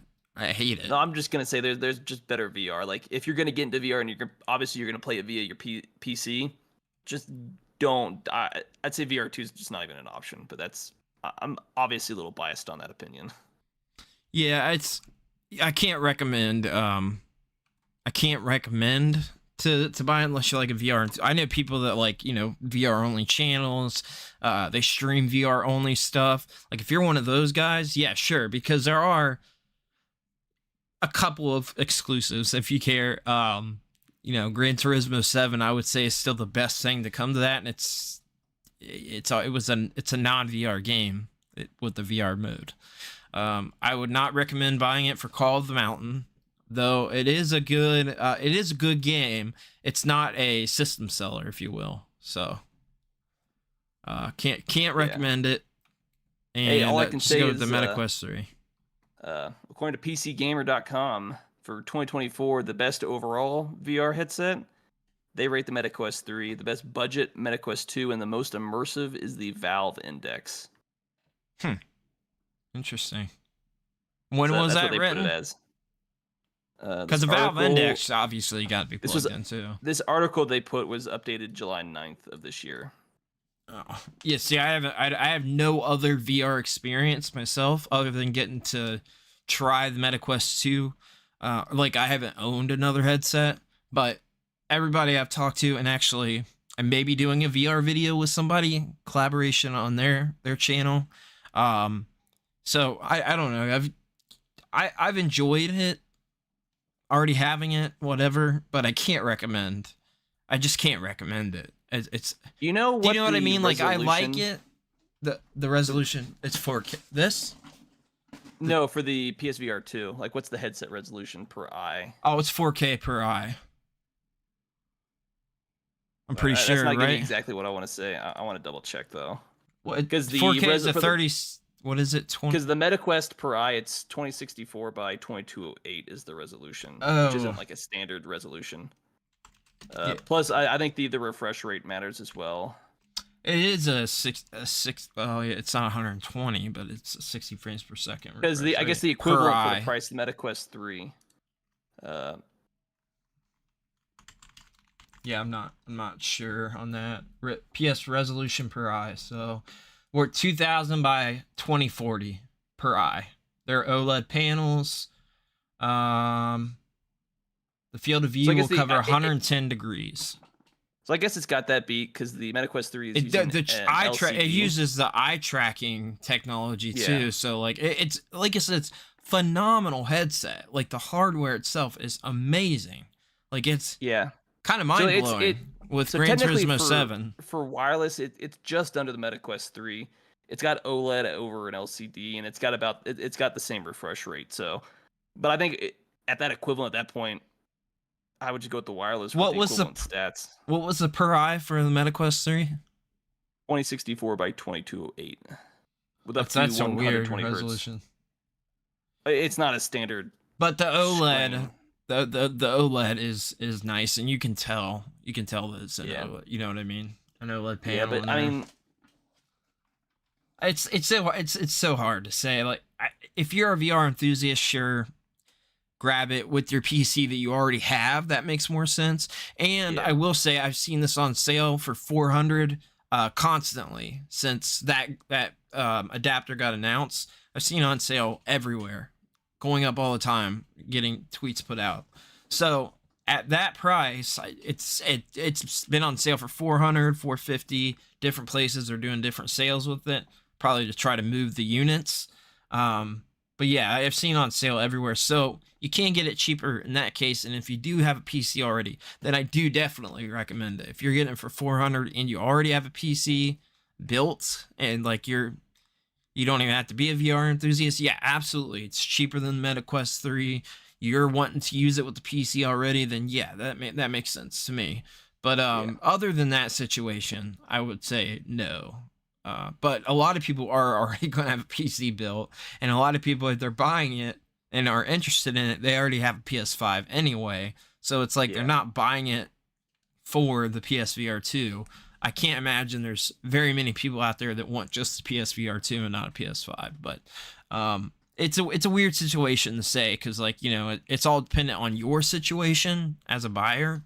But if you're just wanting the headset and you don't have a PC or PS5, then I can't recommend it. But it's good stuff, though. It's great hardware. So other than that, we'll see what happens. But I don't think, to me, and I put this out on social media the other day, this is dead in the water to Sony. This is the PS Vita all over again. It's just not selling. I'm seeing the exact same thing that they did with the PS Vita. It's about the exact same timing as the PS Vita as far as when they gave up on it and weren't doing anything else with it. Like, their plans for it, they've got like 2 things in the pipes, I think, from what I saw, but they shut down that whole VR studio that did all the games. So it's like, what is going on? So this is going to be another indie companies or other studios, other third-party studios are going to be keeping this alive, and that's it. I think that's why they're also trying to hook it up to PC. That way they can just integrate into games that are already on that platform. Yeah, and people have more. There's another option for people to make games. Sony is they're just integrating it with third-party. They can just wash their hands of all software development, more or less. Yep, exactly. And that's exactly what they did with the PS Vita. If it were not for like limited run games, which they are pretty much the company that kept the PS Vita alive, at that time they didn't have the pre-order open window. It was they already got it made We got 1,500 units. We're going to sell these, and then we'll have another game coming out. Like that was their thing, and they started a PS Vita company. So I'm seeing that all over again. I think part of it is just the bad reception to the first version. People just then why put give it a second version? I don't know. Oh, you mean as far as the sales? I think if they'd either waited to do the VR until this one, or say they had not used the terrible controllers with the VR one. I think that's the biggest issue. That was a whole other thing controllers were too. Terrible. Yeah, they were terrible. The problem was their PS3. Generation. Yeah, they were PS3 Move controllers. So that was like, what are you doing? When I played it, that was the biggest problem. But the other problem was on the PS4. There's just no game library for VR games. And surprisingly, though, if you look up how many physical PSVR 1 games there are, there's a lot. There's a lot of games. Yeah, but I think that the general consensus is that Half-Life Alyx was the only, must-play game. And that's coming to this, thank God, because I never got to experience it. But I played a few, but a lot of the games that they advertised it just felt more gimmicky in VR. Astrobot was like the other one that people were like, but... that and the fact I think most of the VR community is just on PC. They're on Steam, essentially. Yeah. Yeah, so basically VR sucks. Next we got AEW star Hikaru Shida. Yeah, so AEW is I believe it's just it's essentially think of like WWE. You trying to mansplain me? No, it's just I believe it's the Japanese equivalent, if I'm not mistaken. No, it's not. The fake wrestling that we have here. No, it's not. It's an American company. It's an American company. Then that's my bad. It's the I don't even watch wrestling. I don't watch wrestling, but from what I saw, it was just it's like a different version of WWE. It is. Performative wrestling is really all it is. It's not actual. It's the preferred one wrestling. Now, according to wrestling fans I've talked to. It's like I'm sorry, I saw the character and I'm like, oh, this must be the Japanese version of it. No, that's what's that called? What is the Japanese company called? I can't remember. That's my miss. I'm promoting fake news. But the star is Hikaru Shida. She apparently used a move out of one of the Yakuza games in one of her performances, what garnered a lot of attention. Because I was like, oh, you're a big wrestling fan or fighting game fan at the very least. Maybe you'd appreciate it. It's pretty dang cool. I actually did get the AEW game because I paid $5 for it at Walmart. It's a AEW Dynamite is what the actual. Maybe that's Japan and Dynamite. I don't know that part of it. I don't think so though, because AEW's. She's on AEW Dynamite.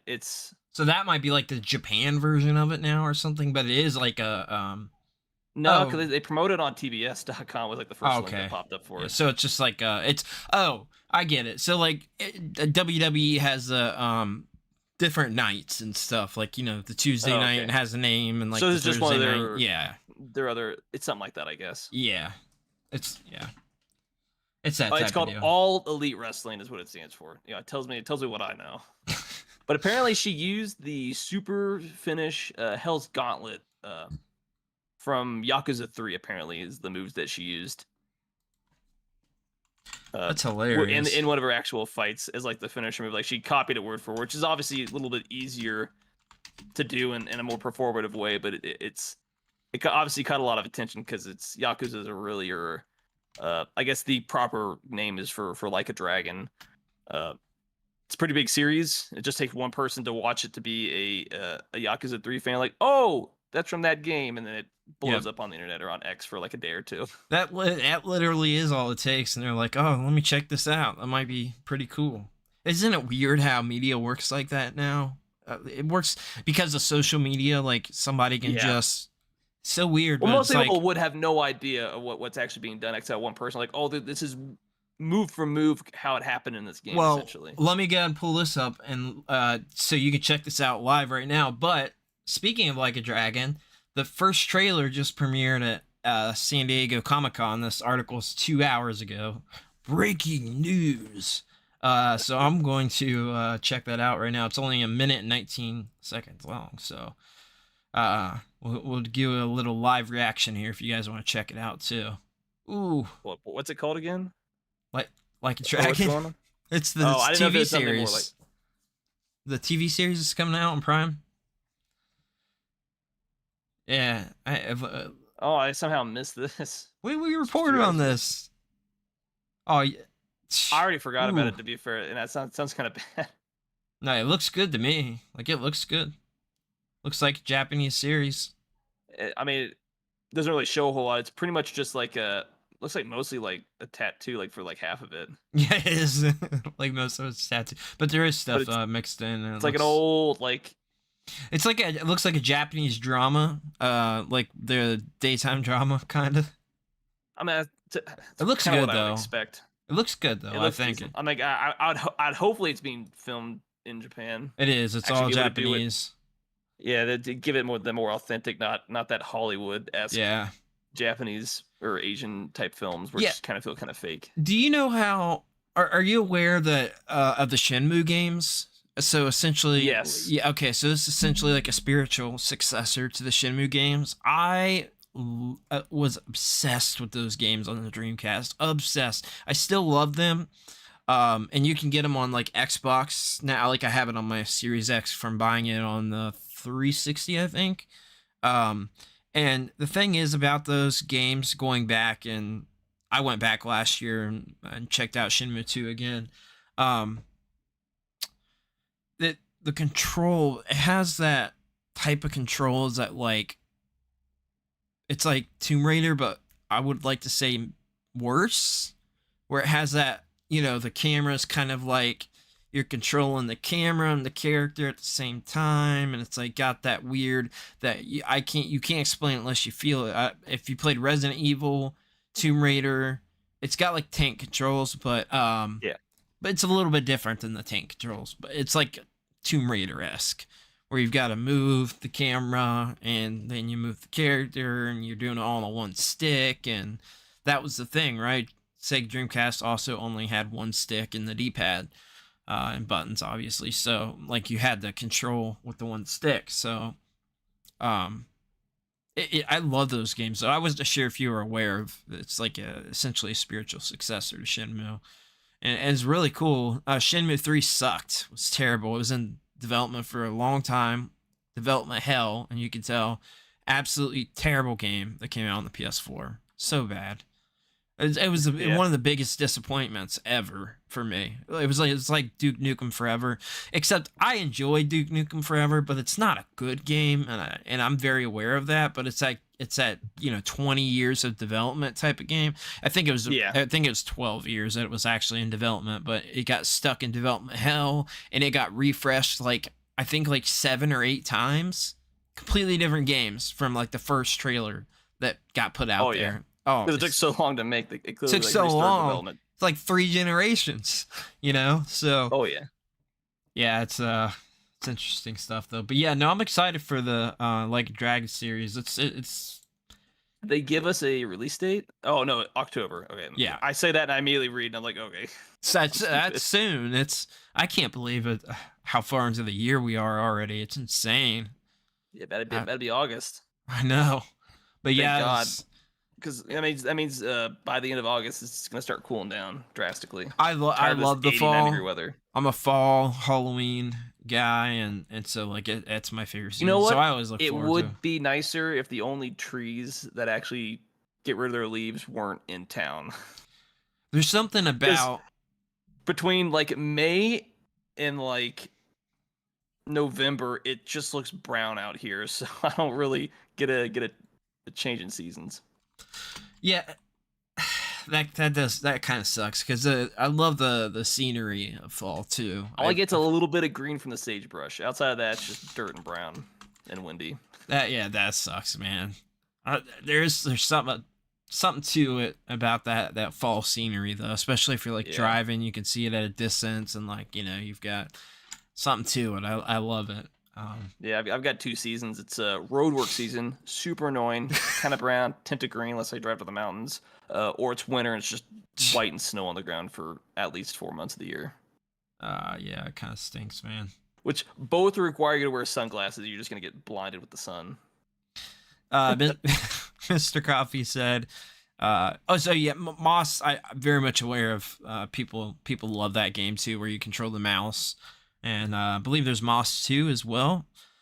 Johnny said he never had a headset. Mr. Coffee said, or Gigi said, Moss is my favorite. Mr. Coffee said Kenny Omega has a move called One Winged Angel. He has even entered the ring in a Sephora black jacket. So Final Fantasy. That's cool. That's pretty cool stuff. I'm like this weird kind of middle of the road. Like I appreciate wrestling and I get it. Like I get. Yeah.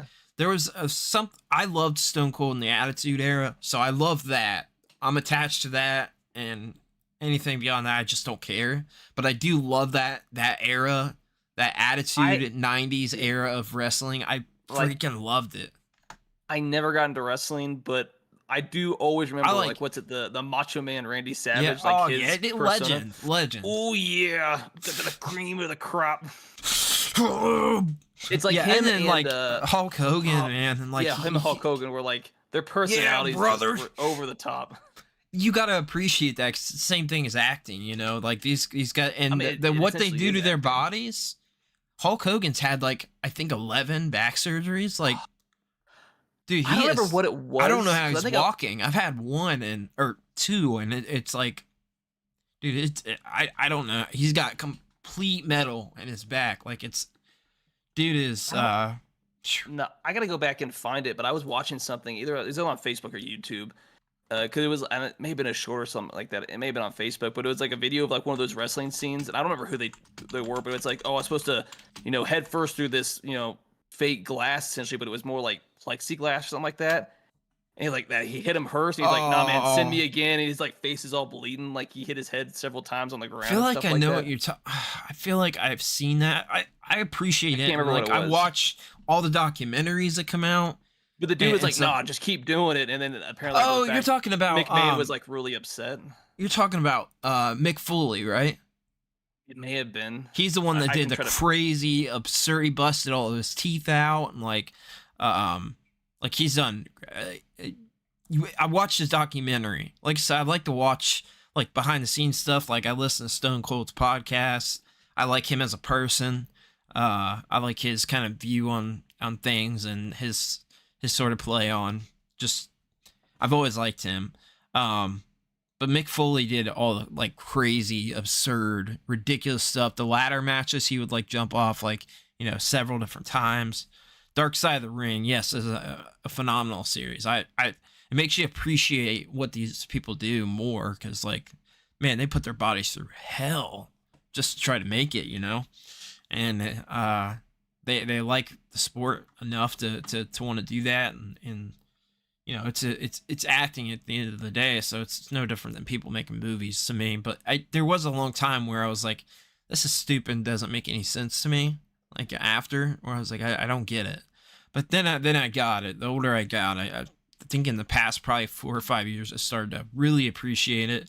And I really like all the sort of documentaries that come out, like the just like what these people do, essentially. But Johnny said, I watched Fairy Tale 100 Quests. That's cool. I liked Fairy Tale. I don't remember where I stopped, but it's an interesting series, interesting shonen. It's different than like your Naruto or your One Piece. But at the same time, it's got that feeling to it. I did get the Naruto feeling from it. I liked it. I can't remember where I stopped though. I've watched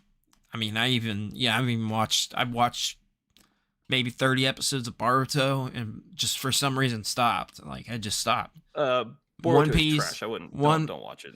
I would say that it started out as trash, but it got better. The storytelling got better. But One Piece, same deal. That one's just ridiculous. There's too many dang episodes. So yeah, I don't know. Yeah, as far as that, you're probably better off just reading the manga than actually watching the anime. I'm surprised as much as I would love to, because I get the games that come out, like the different, like I'll watch the movies. I'll watch the movies when they come out. Like I loved the last. You have to watch over 1,000 episodes. Yeah, it's just absurd. It's too much. Like It's just stupid. At that point, that's just dumb to me. The And so much of airing, it's like, the late filler 90s. too. It's like, Oh, and the anime is mostly canon. It's not filler. there's filler in the anime, right? Of over 1,000 episodes, maybe like 10% of it is filler. There's like less than like 100 episodes of filler. So, from what I understood, though, it's still I significant. feel like we're getting way off topic. The problem was they would turn one chapter into one episode, so it just takes forever to get some of the later episodes. It would take forever to get through a whole arc because they would just stretch out like a chapter or two to fill out a whole 20-minute episode, essentially. Right. So Yeah, that makes sense. All right, we'll move along here to pick up the pace a little bit. We got the reviews came out for Deadpool Wolverine. So this is interesting because when you looked at it, if you would have looked at it on, what was it, yesterday? Yeah, I looked at it yesterday. The reviews were lower for audience score too than what this says now. They're much lower. I think it was at like 60-some% for the audience or for the critical score? For the audience, and this was just yesterday, which came out. You know, you could go watch it at theaters at 6:00 yesterday. So I looked at it. It must have been like midnight or something. I saw it.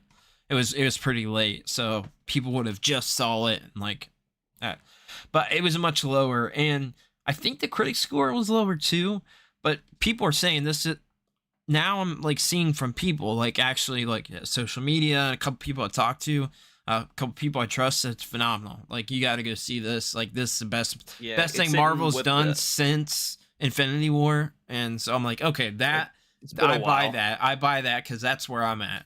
Or Endgame. Sorry, Endgame. Yeah, it's in the audience score on Rotten Tomatoes with over 5,000 audience reviewers. It's sitting at a 97, and then with about 285 critic reviews, it's sitting at a 79%. So for both of those, that's pretty dang good because even critics, especially for the audience, all the Marvel movies. So for the audience score to be over a 90 is fairly impressive. That's very impressive. I'm very excited to watch it. Couple people I'll read off. Like, we got this person rated a 4 out of 5. Rowdy, raunchy, and gooey, gory. Deadpool Wolverine delivers the action comedy thrills that will attract Marvel acolytes and civilians seeking belly laughs. That just sounds like someone who just. It's just not her, or whoever the reviewer was. It's just not the type of movie. Some girl that here next we got a 2.5 out of 5. This guy says, even draped in copious amounts of irony, the nonstop fan service grows worrisome. I don't know if he's trying to say it. He's trying to say it wears them out, wearing it out. Yeah, but he gave it a 2.5. That's a critic score one. Another critic said, gave it a rotten, said, though the MCU has never served up the cinematic equivalent of fine dining, its films at least used to be hearty fast food fare. Deadpool and Wolverine feels more like eating a bag of Sour Patch Kids and calling it dinner. It's a critic. These are critic ratings. Yeah, like that doesn't even make sense personally, but I've seen a bunch of rotten critic reviews, so I don't know. I'm like, not every movie needs to be this deep, insightful. Yeah, not everything's got to be like an artsy movie. Society. It's like these critics only like these stupid artsy movies that nobody else likes.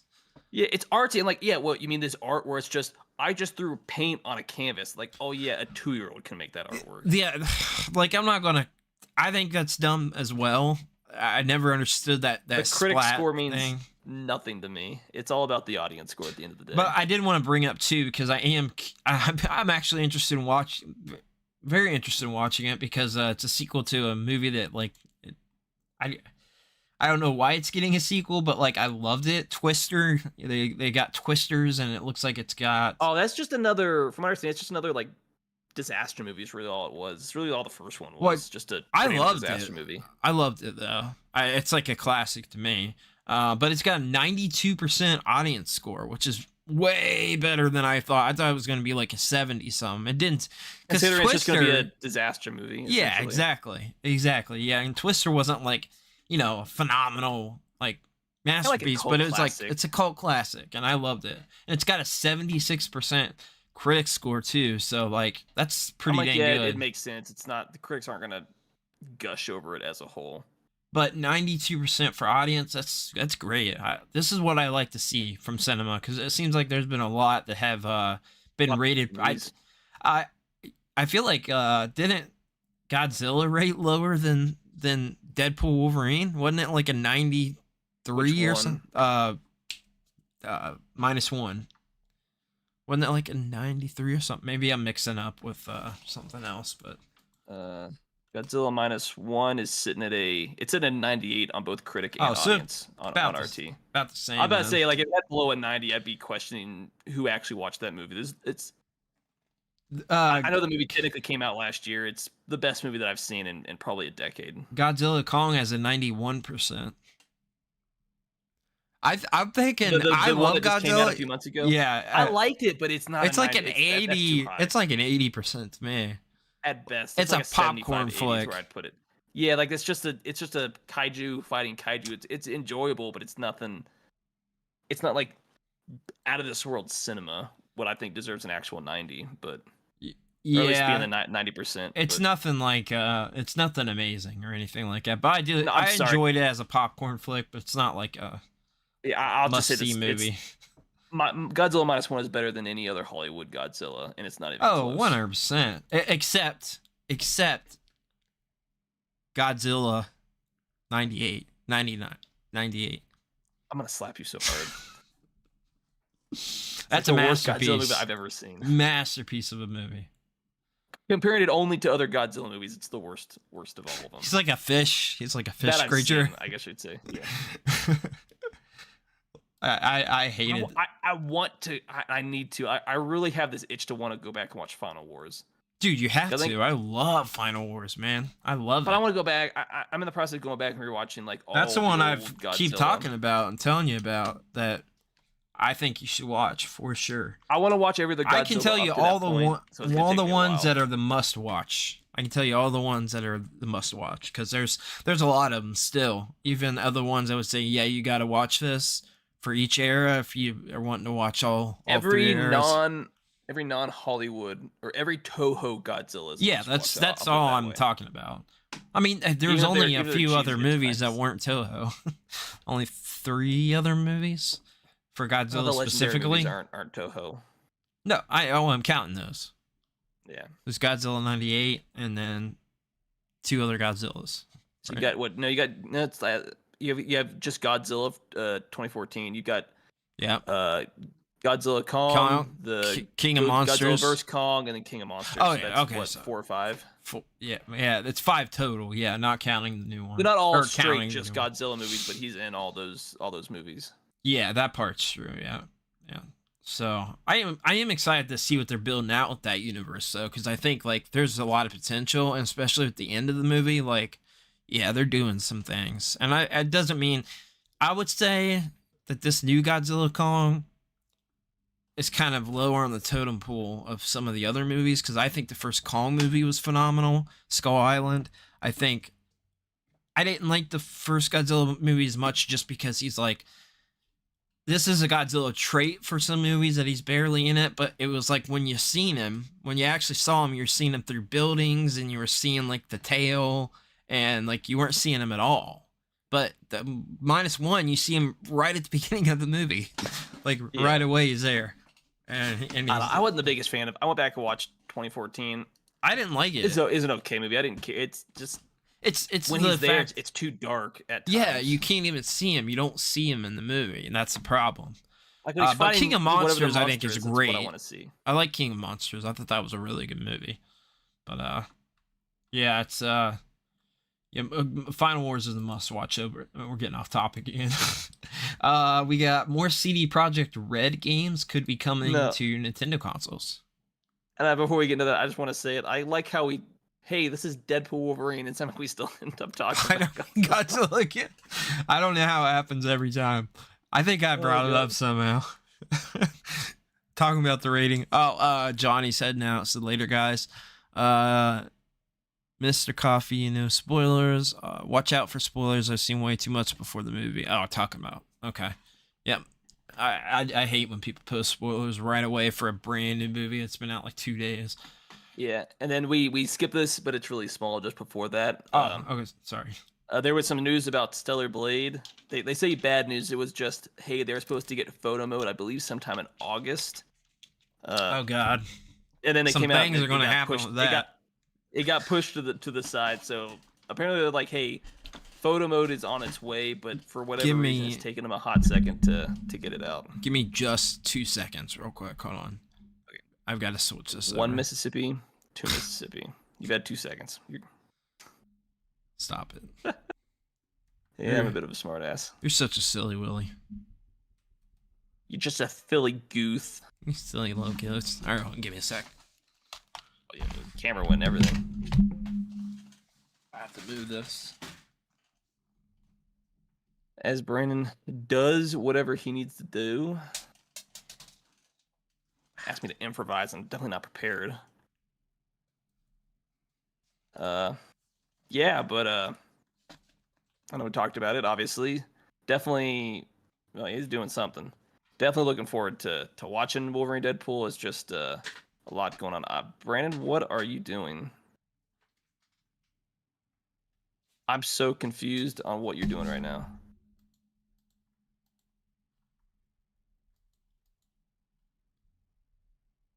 A lot of nuggets getting dropped.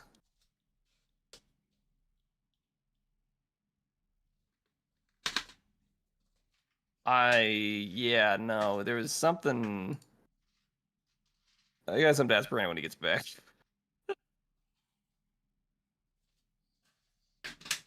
I'm so confused. Like, he just destroyed all that.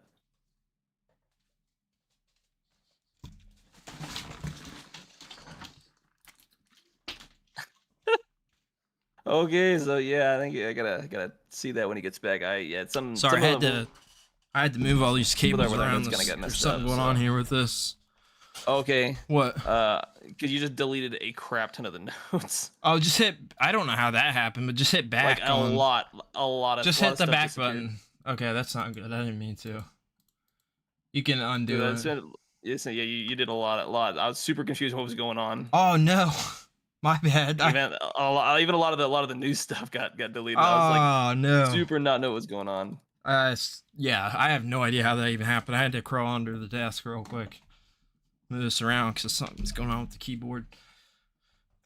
Oh, I'm gonna grab the game real quick too for my spotlight, just behind me.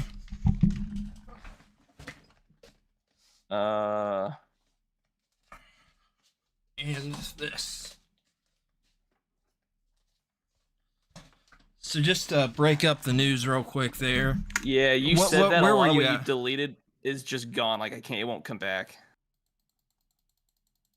What? Are you serious? A lot of what you deleted, yeah, I started deleting stuff that you didn't actually delete when I started backing up too far.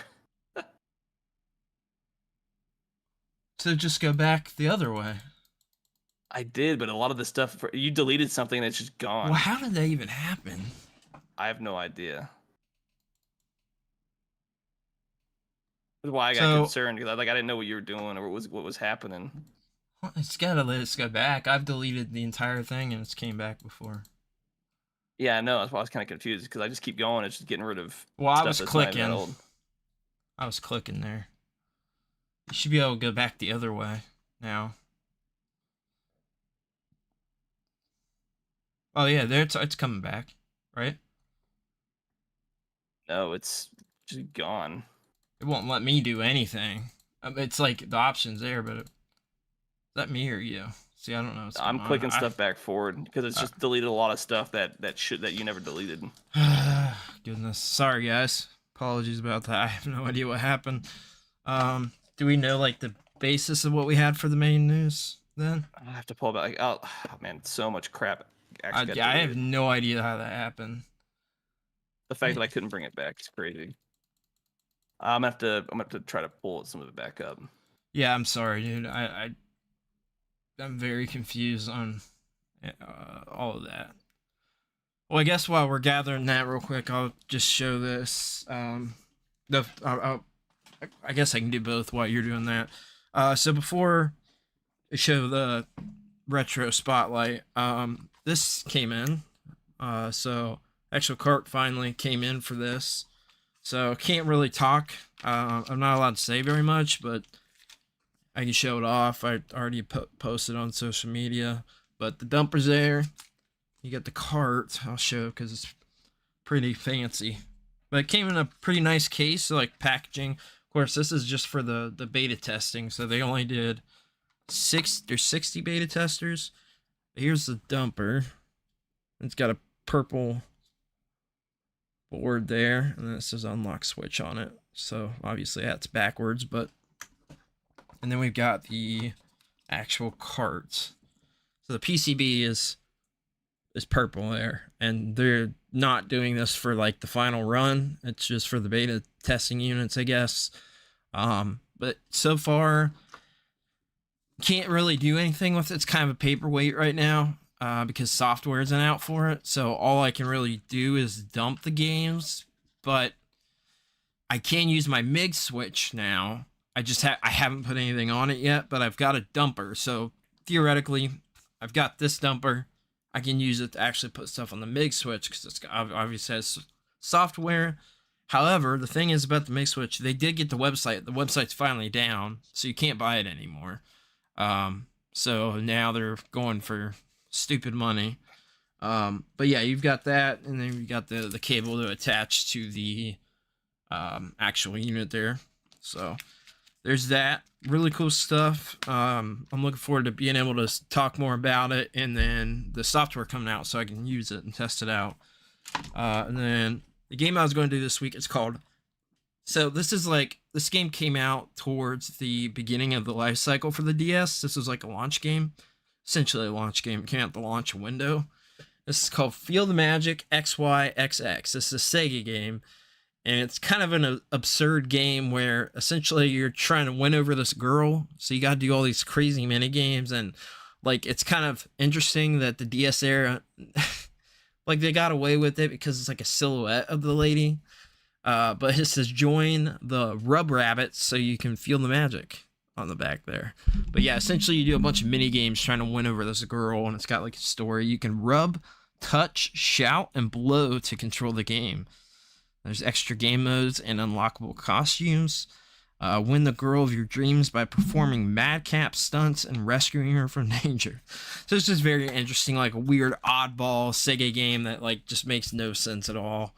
But it was something I wanted at the beginning of the life cycle, like when the DS actually came out. And I don't know, it looked cool from Nintendo Power, like screenshots then. I could still see the exact screenshots in my head too.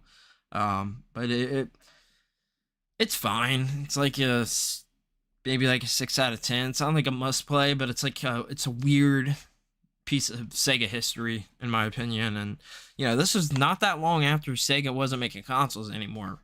2005 the DS came out, so the Dreamcast came out in 99. So you know, they had just stopped making consoles. And I mean, I think they gave up on it by 2001, so realistically it was only a few years. So this was like the early Sega years of no longer having a console out. But yeah, there's that for the week. And then were we able, I know obviously we had the Borderlands on there. Okay, yeah, looks like those are exact ones. Stuff. Yeah, that's what I had. Okay, yeah. Everything else just... Apologies, everyone, and apologies, Mark. I have no idea. No, I didn't know what you were doing. I'm assuming something stuff happened. Was stuck on the keyboard or something. You know what I'm saying? Like when I've got under... It was deleting, tabbing down, doing some weird stuff. It threw me through a loop while I was trying to... Did you like live react to it? Because I imagine you were like, what's going on? I'm like half saying, like, what is going on? Like freaking out. I was kind of confused. Like, are you doing this intentionally? Like, what's going on? No, I would never do that on purpose.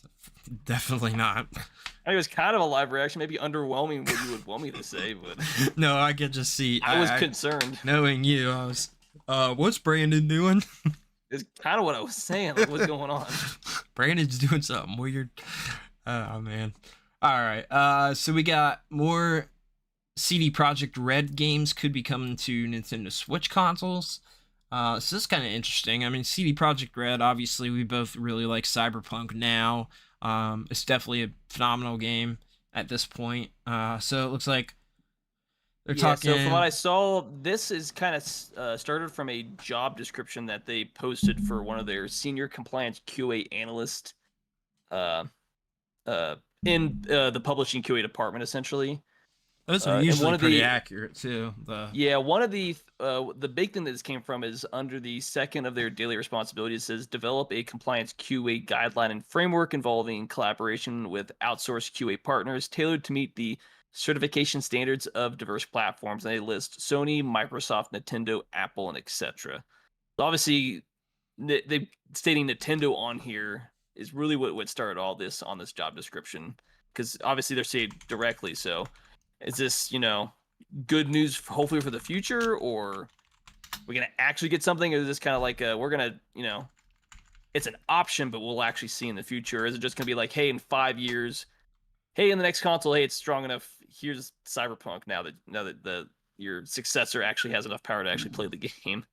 Because if it's going to be like, say, PS4 equivalent, we're like, oh, these games were last-gen console games to some degree, so they can be played now.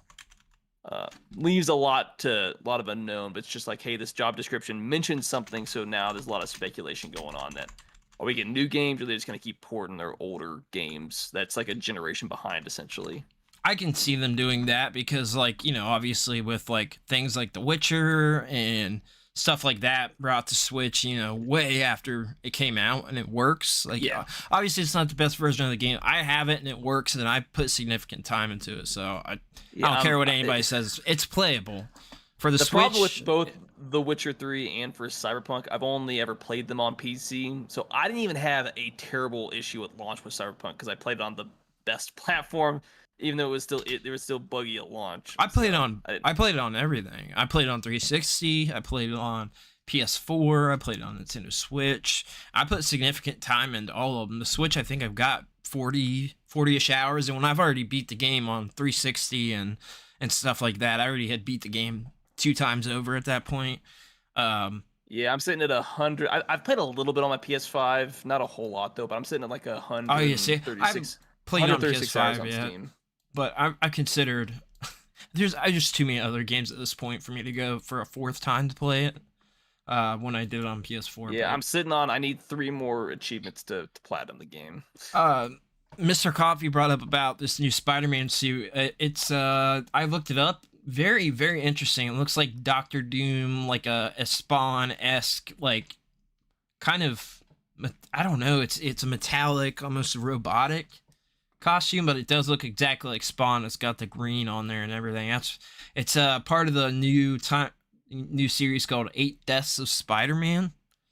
So it kind of gives me the vibes of the Death of Superman, because if you remember, Steel came about from the Death of Superman, which was one of the, how many Supermen was it? I think it was 4 Supermen, because there was Superboy, Steel. I forget the one guy that had the glasses, what that guy's name was. But it's kind of interesting. I don't read comic books anymore. I stopped reading a long time ago, just because there's too much to keep up with at this point. But it is a really cool aesthetic, and I do love Spider-Man. Spider-Man is my favorite. The Spider-Man series is my favorite comic book series. And actually, Spawn would be second for me. I love Spawn. But as far as like Spider-Man, I'm a big fan of Carnage and Venom. I've always loved those two. So those are my favorite comic book characters, period. But I have a deep love for Superman because my dad, he collected Superman stuff, had a Superman. Mark, I don't know if you remember, but he had in the back room of that house, had Superman like collection back there. I think so, a little bit, yeah. And then he did Jeff Gordon for some reason, but he didn't watch NASCAR ever. Never watched race. I was like, I remember my dad having a lot of NASCAR, a lot of Jeff Gordon stuff, but we grew up watching NASCAR. So we never once watched NASCAR in this house ever. But we did get the NASCAR GameCube game, one of them, and we would. Do you remember that? We just like wreck the cars.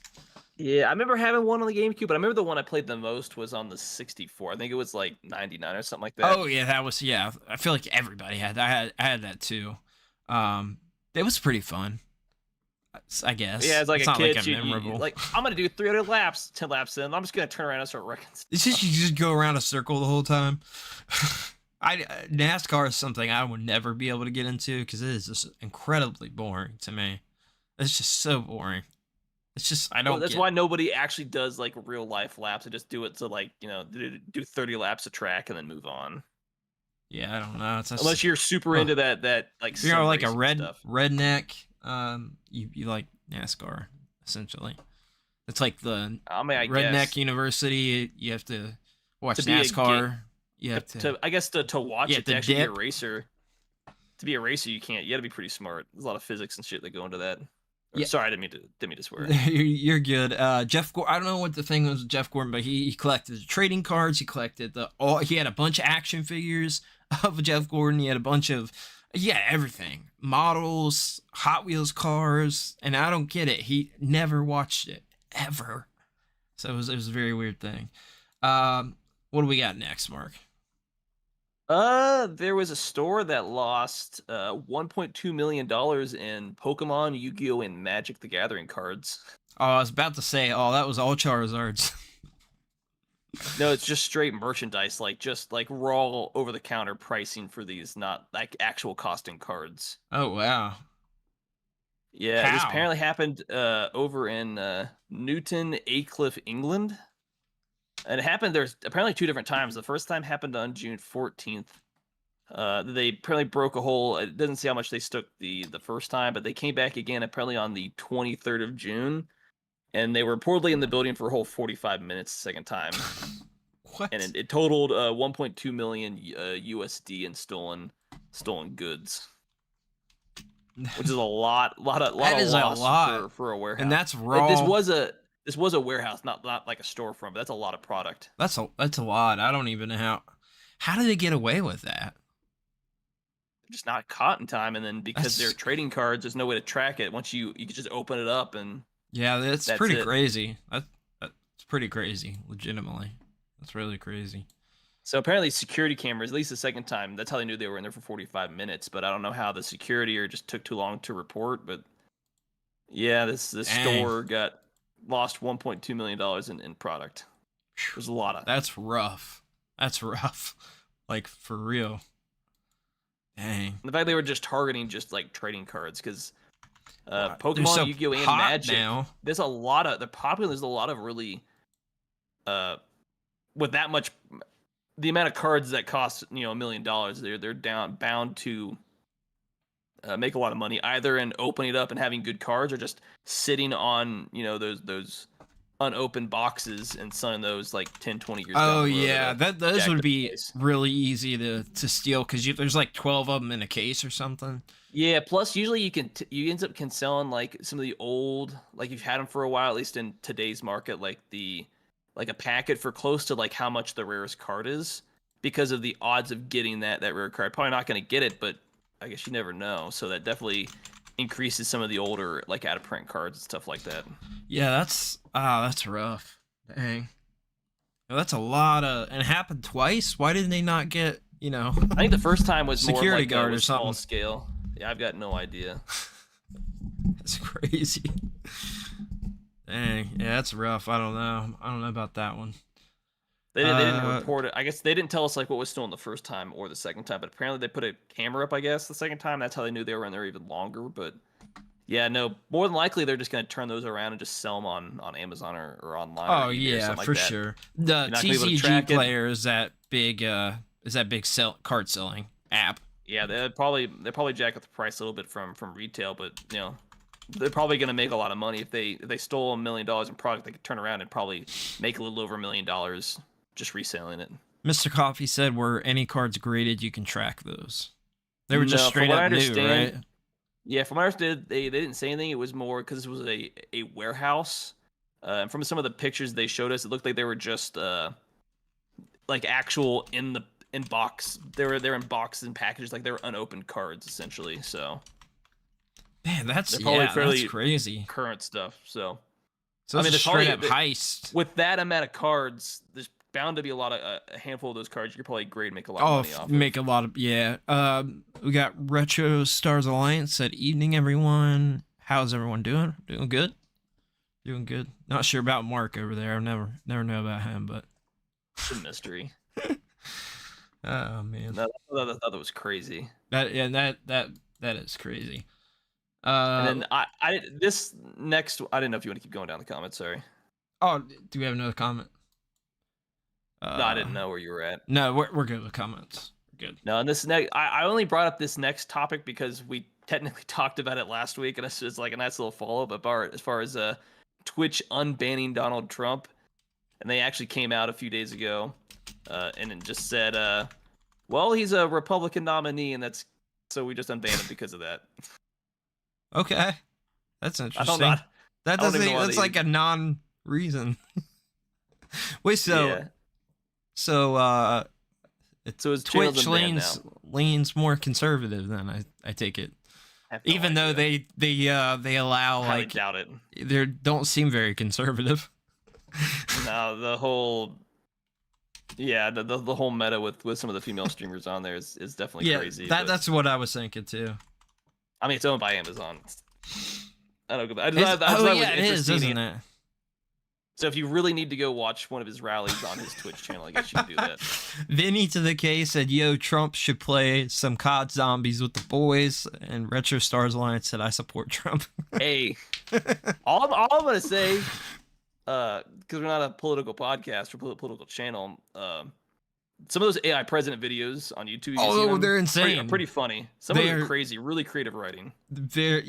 Very funny, very funny. You know, we won't get into a bunch of stuff, but I will tell you, there's a lot of funny compilations out there of some stuff that just will make you scratch your head. And this past week with the news that we got with that was, I mean, I saw that coming a mile away, but personally, Vinny to the K said, "Love those."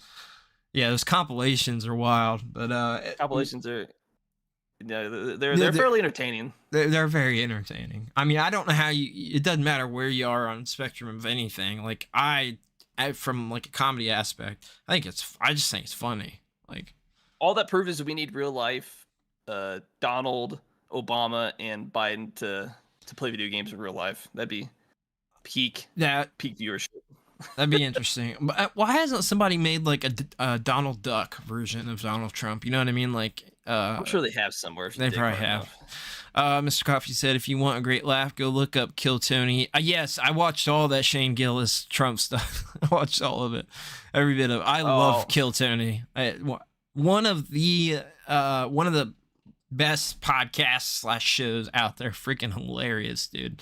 So Shane funny. It's pretty funny. Like, dude, his impersonations are like on point. I'm not gonna lie. He is hilarious, man. Like he's blown up massively now too, because he's been doing comedy for a minute and kind of was like a nobody, and he just kind of blew up. I thought he used to be on Saturday Night Live. He did, but that was like part of him blowing up. Like he did comedy for a minute before, because it was funny, but it wasn't like the PC they wanted. And then I think they eventually invited him back once their ratings dropped. Yeah, I don't know about them. I'm sure it's been a while. Like, I don't remember. I might be remembering some stuff wrong. I'm sure they did. With the viewership they brings out on just YouTube and stuff alone, like it's hilarious. But Kill Tony is such a funny show. Shane got bigger by getting fired from SNL. Yeah, exactly. Yeah, I'm pretty sure that's really what helped him. Because SNL, man, let me tell you. He's not the only one to say that they are controlling. You can't do absolutely anything. There's no creative freedom.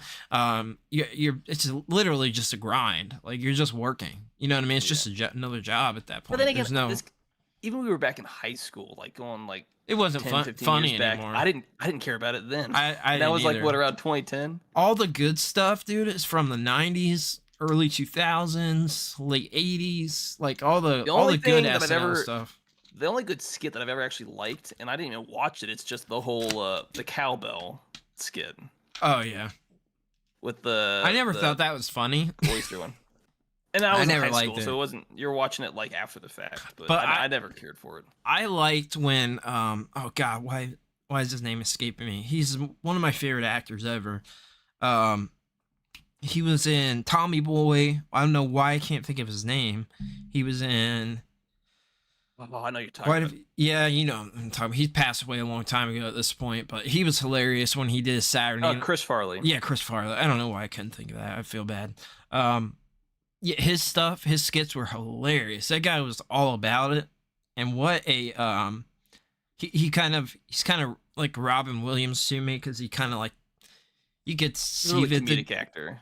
He's what he portrayed. Like he was not a happy person. He was miserable. He's in pain. Like he had a lot of problems. But he was hilarious. And like when he did comedy, like he did comedy. You know what I mean? Like that. Oh yeah. It was like a whole different life sort of for him. That's how people explained it. I listened to this thing the other day and I can't remember who said I can't remember what his name is. He played what's that show? Shoot, I can't remember. He does like a podcast with his brothers. And they all acted at some point. But anyway, he said that he walked in the trailer. Robin Williams, he wasn't on scene at the time, but he walked into his film trailer, and he's just like had his head down. It's just like just miserable. Like had his head, super unhappy, super miserable, unhappy person. Which is really unfortunate because they're very talented. But anyway, we also got Take-Two warns against review bombing, says it can hurt profits. We already did that one earlier. Did we? Oh, okay. Yeah, we were talking about something else. We did. The topic led into it. Ubisoft admits Yasuke being a samurai is a matter of debate. So I know this one over like the past week was like a big thing because technically, this is a huge thing. Ubisoft on their X account, Twitter account came out and said, hold on. Is it Ubisoft or Ubisoft? Who cares at this point? I'm not giving it that. Okay. Go ahead. Sorry. I had to ask. I wanted to see what they say in the comments. All right. Oh yeah, because you're gonna get across it. You're just gonna spell it out. You're still gonna say it. I know yeah, you're right. But they essentially came out in like a really long on their Twitter account saying, apology or some issue because they were getting a lot of blowback from it to like the Japanese community and stuff like that. But one of the they pulled this from this long several paragraph apology that they posted was a section of when they deal with Yasuke as a in quotes a matter of debate. As far as like that whole debate thing seems to be just ravaging the internet and stuff like that, especially if you've been following the whole Assassin's Creed Shadow stuff. And obviously a lot of people latched on that and like, oh, okay, so you're just admitting you're just, what's it feel like? Maybe what you're pandering or something like that. Yeah, that would be. You don't really care. You just, I can't. I went and clicked on that thing on X, but I saw a thing underneath it that's I can't, for some reason my thing's not loading now. It's just stuck there. But I saw that Spawnway put out a tweet and said, checking out Halo on Game Boy with the GameCube on the PlayStation TV. So it's called Halo Combat Devolved. I gotta look this up. Combat Devolved. Fair enough. Do you know about the Halo? You know about Halo 2600? I don't know. You'll have to look it up. Too hard to explain, but it's almost like it's kind of like a real Halo game. Like it's kind of official, sort of, because the creator was involved with it. But Combat Devolved, that's interesting. They put Halo on the Game Boy. Dude, I love it. I wanted to bring this up last week. So if you're watching live or you're listening, definitely look up this Halo Combat Devolved, because I am 100% putting this on my EverDrive and doing the exact same thing that he did. Except I got my PlayStation TV over there. That was my monitor for ages with the podcast. Yeah. I'm not going to do all that. I'll do it on the CRT, but this looks really interesting. And there is somebody out there working on porting Super Mario 64 to the GBA right now, like actively working on porting it. You can watch a video of it. And it's kind of crazy. It's pretty crazy to see it on the GBA. But this Combat Devolved is, it looks like it's been out for a while because there's a video of it from 2021, but looks like he was just checking it out. That's a different one. Let's see. Game Boy. But the Super Mario 64 stuff is like really crazy. Yeah, okay, so it's Combat Devolved for Game Boy Color. This actually looks really fun. Not gonna lie, it's straight up a Game Boy Color game. It looks pretty dope, not gonna lie. It looks kind of cool, dude. Master Chief, it's like a Zelda shooter. Essentially, I don't know how else to explain it. Really cool. Yeah. No, that's one of the same. Mr. Copy was saying the YouTuber at Upper Echelon did a video breaking down about the Apology of the Shadow stuff. That channel's done some good stuff, as well as I've never heard of Rev Says Desu as well. Has done a lot of good stuff breaking this stuff down that have been following it in and out. Yeah. Intimately, I guess you could say. They're far better channels to actually watch if you really want to dig into that whole Assassin's Creed Shadow drama, which it definitely is. Its whole saga in itself. Yeah, so can you break it down a little bit better to me, though, exactly what was said? Because I like still kind of don't. I know, like, I've semi-kept up with it, but it seems like there's a lot of little things that I'm missing. And his apologies are really long. I saw that. That's why I clicked on, but it won't let me. I can't zoom in for some reason on X. It's like just loading. So I guess it starts off to our esteemed Japanese community, a message from the Assassin's Creed Shadow development team. Firstly, we want to express our heartfelt thanks for all your support for the Assassin's Creed series, which now in its history 20 years. I'll try to get down. It won't let me load anything on X. Saying. Sorry, I just want to make sure. There's a lot of fat I want to cut out in here. We have received many positive reactions, but also some criticism, including from you, our Japanese players. We share your passion for history and deeply respect your care for the historical and cultural integrity of the rich heritage. There's a lot of BS in here. A lot of corporate speak, a lot of... they say we have put a lot of significant effort into ensuring an immersive and respectful representation of feudal Japan. However, our intention has never been to present any of our Assassin's Creed games, including this one, as factual representations of history or historical characters. Instead, we aim to spark curiosity and encourage players to explore and learn more about the historical settings we get inspired by. Pretty much say, this is the first game set in feudal Japan. We're trying to collaborate, yada yada, a bunch of other crap. Obviously, if you really want to read all this, it's on the Assassin's Creed X, because this is they're essentially long. They're essentially just trying to justify their. This is corporate speak. This is just corporate damage control is really what it comes off of. Like, oh, we do our best. We may have made some mistakes. We never claim to be completely historically accurate, yada, yada, yada, kind of PR crap. I got you. But we do apologize, But the bigger drama that has been with this was dealing around this is Yasuke, which is a historical figure, but then there's the ever deep debate of was or wasn't he actually a samurai, which is where a lot of this devolves into. It's kind of... There's a lot of back and forth on this with no actual hard one way or the other is what you see a lot of it. It tends to be like, hey, are you for Ubisoft? Are you corporate media, or are you a lot of the other people? Like, what side of the aisle are you going to go on this topic? Yeah. It's been nothing but a dumpster fire crap show as far as this whole. Well, there's no talk. It's just one. You pick what side that you're on and you defend it feverishly is kind of what it's devolved into on the internet. I gotcha. It's all stupid, but I did just want to shout out happy 40th birthday to Frankie Foster. Love Foster's home. Yeah. No, seriously though, she does turn her license or driver's license says 518. That's right. I remember seeing that. Yeah. She was like, yeah, I guess it makes sense. What this show came out 5/18/2000. She was in her 20s. Yeah. She was like late 20s or something like that when the show actually came out. Yeah, it says 7/25/84. So she was born in 84.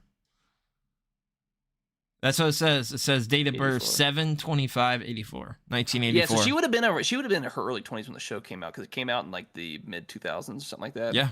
Yep. Yep. So she's 40 years old. I guess that makes sense. Time flies. I love that show though. I retweeted it. Oh man, that means that show has been like 20 years when that show came out. Yeah. Oh, man. Yeah. Yep. Man, isn't that crazy? It feels. I remember watching the premiere of the movie. We talked about it before, so I won't get into all that. But yeah, I mean, dude, I sat there. I was so excited. I waited. I think it was like a month they advertised it. I was so excited to watch that, dude. Still love it. Still one of my favorite cartoons ever. Yeah, my God, that show. It was just so good. On August 13th, that show would have come out 20 years ago, because it aired August 13th, 2004. Crazy. That's just insane, man. Hard to believe. That show's about to be 20 years old. Hard to believe. We're 30, so we would have been 10 when that came out. That's crazy. Yeah. Yep, that's crazy. I don't want to think about it. I don't either. Many to the case. It's such a great show. I loved when they premiered the debut. Me too. I think that debut was special because you had to kind of watch the debut or the rerun because they made it into like a movie essentially when it first came out, but they didn't show that again. I want to say they re-aired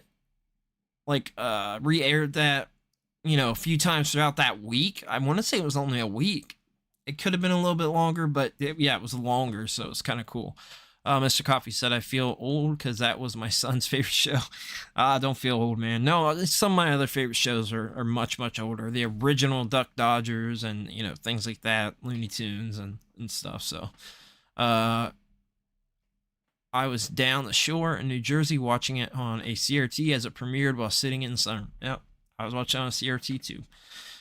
We had a CRT until about, I want to say, 2005, and then we had a rear projection TV. So one of those gigantic TVs that were terrible, absolute garbage TVs for a long time after that. Those were crazy expensive at the time. And they were making payments, I think just my mom for like a long time on that. So, but you know what? Speaking of that, I might need to rewatch that on a CRT just to kind of replicate that experience because I've got CRTs over here and stuff. I think that'd be kind of cool. I don't know if it ever actually. I don't think it ever got like a VHS release on anything. So it'd have to be on like a DVD player. My first TV was a black and white one. I've got a black and white CRT now, so nothing wrong with that. Sorry about that. Nature called and I had to go. How come I never get to go when nature calls? You just looked at me. Like, what? You're right, I looked at you. Oh, man. So, yeah, we were still talking about Foster's there for a minute. Mr. Coffee feels old because it was his son's favorite show. Even worse, like the opposite end of us. Yeah. Being like the kid. Yeah. So we got Bethesda Game Studios becomes first fully unionized Microsoft Game Studio. So you have more to say on this than me because I still don't understand the inner workings of a union because I've never joined one. I get the general concept of what it's supposed to do, but you said it's not great, right? I'm biased. The only thing that I think is good out of unions is collective bargaining, but I don't like unions when it comes to the rest of it and everything else. But that's just a personal opinion. In my own personal experience with it, I don't. First of all, I hate taxes, so it's just another piece of my paycheck going to somebody else. So by default, don't like it. I already pay too much in taxes. But I don't know. I'm biased.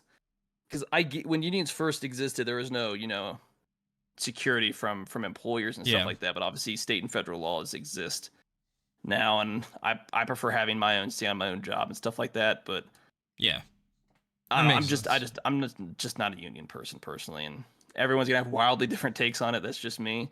The hope is hopefully that it works out, right? This will help the work conditions because obviously it's not good. I get it. Like they're overworked, but to be fair, like I don't know if this is really going to solve. Like the workers may have better working conditions. I don't think it's going to solve the problem of unfinished games at launch and just broken, badly made, badly written games. The biggest problem is that so many people are losing their jobs. That's the main concern, right? The union's not going to stop that, though. I mean, it's at the end of the day, like, hey, back you up if you lose your job. Depends on the contract, and there's some level of negotiations. But like at the end of the day, like, hey, your studio is losing money. Like you can file for more money all you want if the studio doesn't have the money to pay you. Like it doesn't matter if you're a union. They got the money. Even the ones that they say are failing, they still got the money. I don't know. I don't know enough, so it's hard for me to comment on. I think this is more working conditions of the layoff. At the end of the day, these layoffs are still going to happen.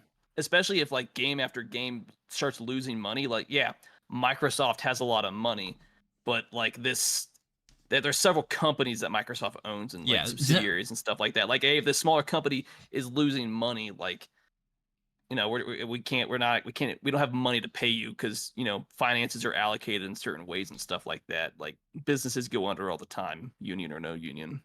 Well, it says that the 300 qualified assurance workers are also joining the union from ZeniMax, which is like the parent company of Bethesda. Yeah, so ZeniMax. I believe this is a BGS, but that's a game studios specifically. But yeah, ZeniMax owns. At Bethesda, the end of the day, right? it doesn't affect me at all. But I mean, they've been putting out bad AAA game after bad AAA game, so.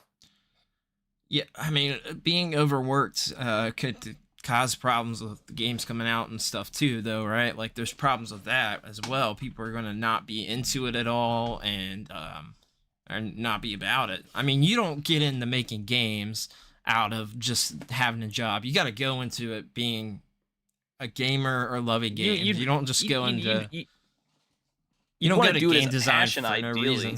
But yeah. But I mean, the union thing's hit or miss. Some people love unions. Some people don't like them. I've not been a part of a union, so I can't. I've worked with people in a union in a business. I've not worked with them directly. I do know. I've known people that have worked under it. People like working under unions. People that worked under unions absolutely hate it. It's kind of hit or miss. I'm sure every union's just kind of different. My mom was in a union for a long time, and she had a pretty I think a pretty decent experience with it, but she's no longer in union, still working for the same company. But I've seen both sides. I've also seen rejoin or something, I believe. I've also seen unions protect terrible employees. So like it's that's like bad. That's like the standard thing of like construction workers, right? Like people just standing around and like you don't have to do anything. They're still gonna get paid, right? And that's government work in general. Yeah, but I mean, like I work in a more I've worked in a more, maybe I'm biased because I tend to work more in a position, or where I would work in a position I wouldn't even be in a union, because I'm working towards, and I quasi do now, in a more, what you'd call a more managerial position, and that's kind of like the areas I like. So maybe by default, like that makes sense. It's not going to be there. That makes sense. It's going to be different for everybody, but it is I've always interesting had to a see negative it. outlook on a union's. Probably blame my parents for that, but it'll be interesting to see what happens with this in the games industry, especially with such a big company. It'll be interesting to see what the outcome is. We'll sort of I guess. At this point, it's a wait and see whether it benefits. Because as a consumer, all I care about is the end product, and if this doesn't benefit the end product, I don't care about it. Great for the employee, but like, and I don't. Great for you, but like, let's just be fair. It doesn't affect me. It doesn't affect most gamers. Most people outside of lip service really don't care all that much. Yeah, that's true. So, I mean, it doesn't affect us, so it's kind of hard to comment on it. It's gonna be different for everybody. Don't get me wrong, I was all for that SAG-AFTRA strike, but the whole writer strike, I think, would start off. But then again, I'm kind of sadistic. I was kind of disappointed. I want to just go on forever, like Hollywood. Yeah, just stop making movies, because you've been making trash for like a decade plus at this point. But yeah, a little tongue-in-cheek. Yeah, no. But yeah, everybody's got a different opinion on it. Like, if you want to be in a union, all to you. It's just it's just my opinion and my view on it. Well, what's this new game that lets you date everything? What's that all about? We get past that whole weird quasi thing. I pulled this. I thought it was stupid, but I thought it was funny at the same time. Oh, it's literally called Date Everything? Yeah, so it's a indie dating simulator made by, they say, Team 17, where you can date over 100 characters based on household items. I'm sorry, I saw this. I thought it was too stupid not to bring. Oh my god. Yeah, what? I want to date this character based off a chair, or so is there like a soap pictures like character? A chicken. There's like a character based off of water, it looks like, or like ice or a fridge or something like that. Oh my god, yeah, I see. I'm trying to figure out what they all represent. I thought this was stupid yet so funny. I would never buy this, but I would mock it. I'm watching the trailer now. It's very interesting. Like, there's a character based off a Hopper. There's a character based off Dirty Laundry. Oh my god!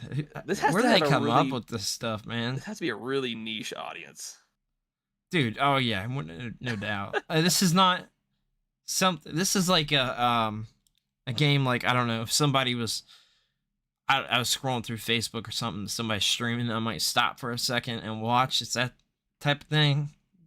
But it's like not my type of game in general. Also, it's absurd. Yeah, these I don't really even care for these dating sims. I think I played one on sim. Vita. It took 2 hours to get through, and it was so stupid.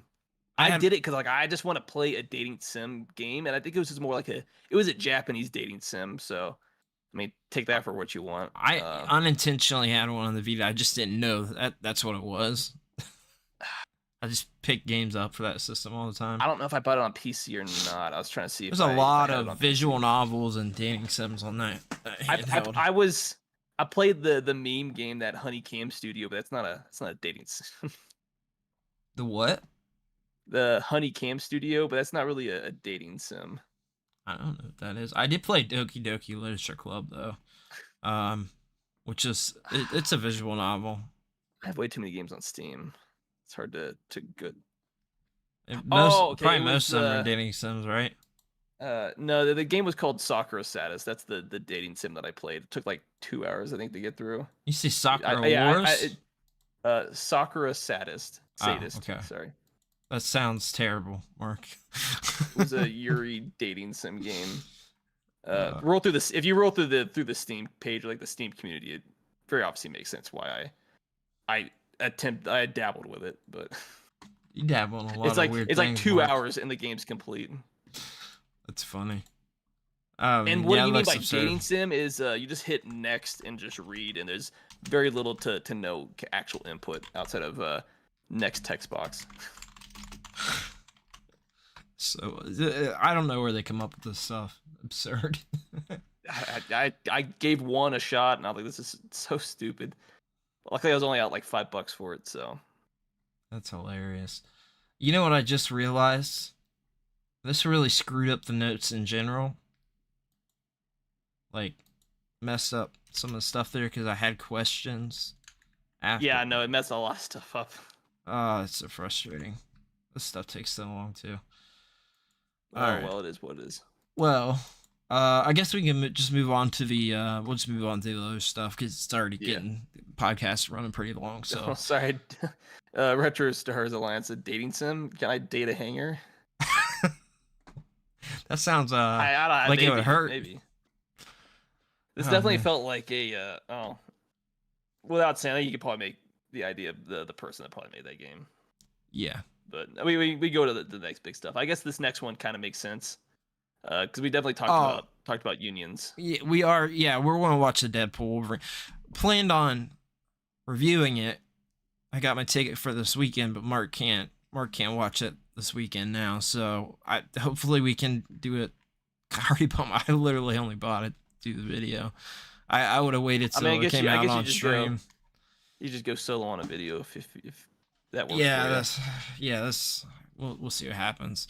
I do plan on watching the movie now. Stuff happens. I just don't know when I'm gonna be able to. But yeah, we're both gonna watch it. I think we're especially seeing the viewer. It makes me more confident in it. Yeah, that's what I say. I was definitely afraid to watch it out front. Kind of like I'm in that. That's why I wanted to review it though. I wanted to be I don't want to watch the Borderlands movie, and if it wasn't for. But we will watch it. I 100% wasn't going to watch it. Now I'm seeing, I'm like, well, I might probably would have just to do a video. What? I had zero interest. Are you talking about Borderlands or Deadpool Wolverine? The Borderlands movie. Oh yeah, Deadpool was up in the air. That one was a hard no, but I'm sitting here like, well, it might be worth it just to do a video on it. The Borderlands, I'm with you, but yeah, I do want to do a video on it, and being that we both like and have played all the Borderlands games. Oh, there's two really bad games, I would argue. Well, New Tales of the Borderlands and 3. Absolutely terrible, and yeah, narratively, I didn't like 3. Yeah. Gameplay-wise, it's fine. Gameplay-wise, I think it's the best Ava's one. Such a bad character in that. She's so annoying. Yeah, narrative-wise, terrible. Multiplayer, very fun. Gameplay is just, in general, I think is the best, most polished gameplay in the series. If you can mute most of the audio in the game, it's great. Yeah, it's aggravating, very aggravating.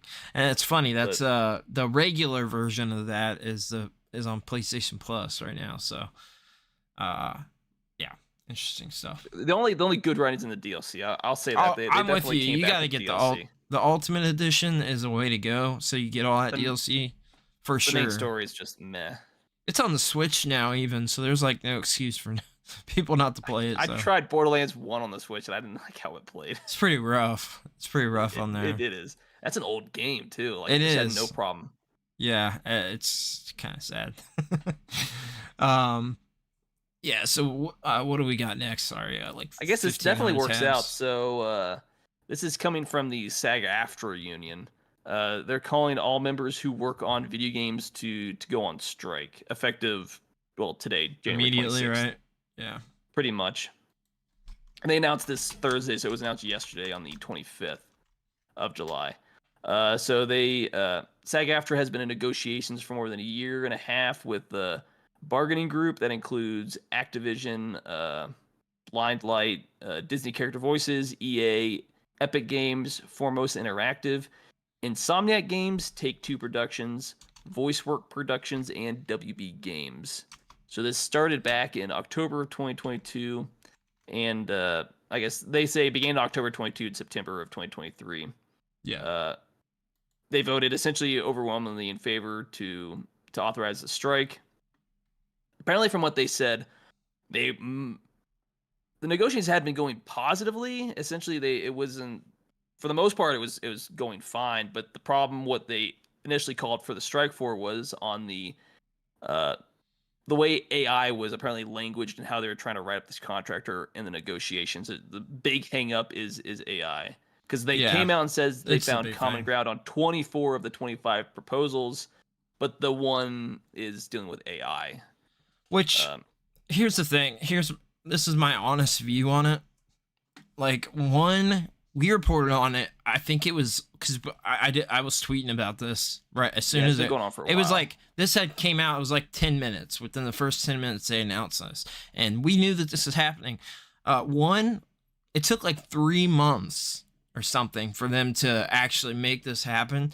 But here's where I'm at with the AI thing.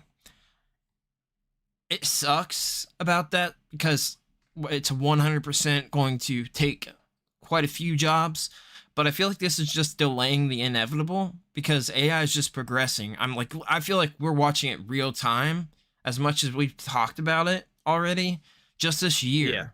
Yeah. It's just delaying the inevitable. Like, what are you going to do? If the companies can save that much money, they're going to, like, whether we like it or not, they're going to, and it's already being implemented in everything across the board. Medicine, everything. I mean, it's being implemented in every single industry across the board. Like, it is delaying the inevitable. That's where I'm at with it. Like, that's how I feel. Yeah. It sucks, like, for that part, but at the same time, like, that it's kind of the future development for all of this stuff, for everything. For movie scripts, it's going to be for everything you possibly think of. And there's kind of nothing we can do about it. The cat's out of the box, and it's just progressing day by day. It's cat's out of the bag. Oh, cat's out of the bag. What did I say? It just bugged me a little bit how you said it. Same concept. You get the same analogy. Cat's out of the box. Vinny said, did they get released in English? Oh, they're talking about the previous thing on there. Heavy Japanese high school dating game. There's a lot of them out there. Yeah, so actually we're going to be talking about that. We'll go ahead and what else did you want to say on this? What's your thoughts? Because I want to hear what you think about it. I mean, I guess it came up. The rest of what the SAG-AFTRA spokesman said to the Hollywood Reporter was they said our offer is directly responsive to SAG-AFTRA's concerns and extends meaningful AI protections that include requiring constant and fair compensation to all performers working under the IMA, whatever that actually stands for. These terms are among the strongest in the entertainment industry. Didn't really say a whole lot, but I also don't know what exactly is kind of being held up when it comes to the AI. They're just saying, like, this is like the one big thing that they're having problems when they're in negotiations with. Yeah, see, the thing is, like, we just brought it up earlier. You're talking about, like, I am getting YouTube ads. I get YouTube ads where it's Joe Rogan talking about something he never talked about. And right now, the hang up on the AI that you can notice is watch the lips. You can see the mouth. The mouth is like distorted. AI video is very obvious to me. It's just the voice though. It gets very close sometimes. Dude, the more you listen, the more obvious it is. But like in short, but it's getting better. Clips, it's just going to get better and better and better. It just progresses. It's literally a learning unit. The more it's used, the more it learns.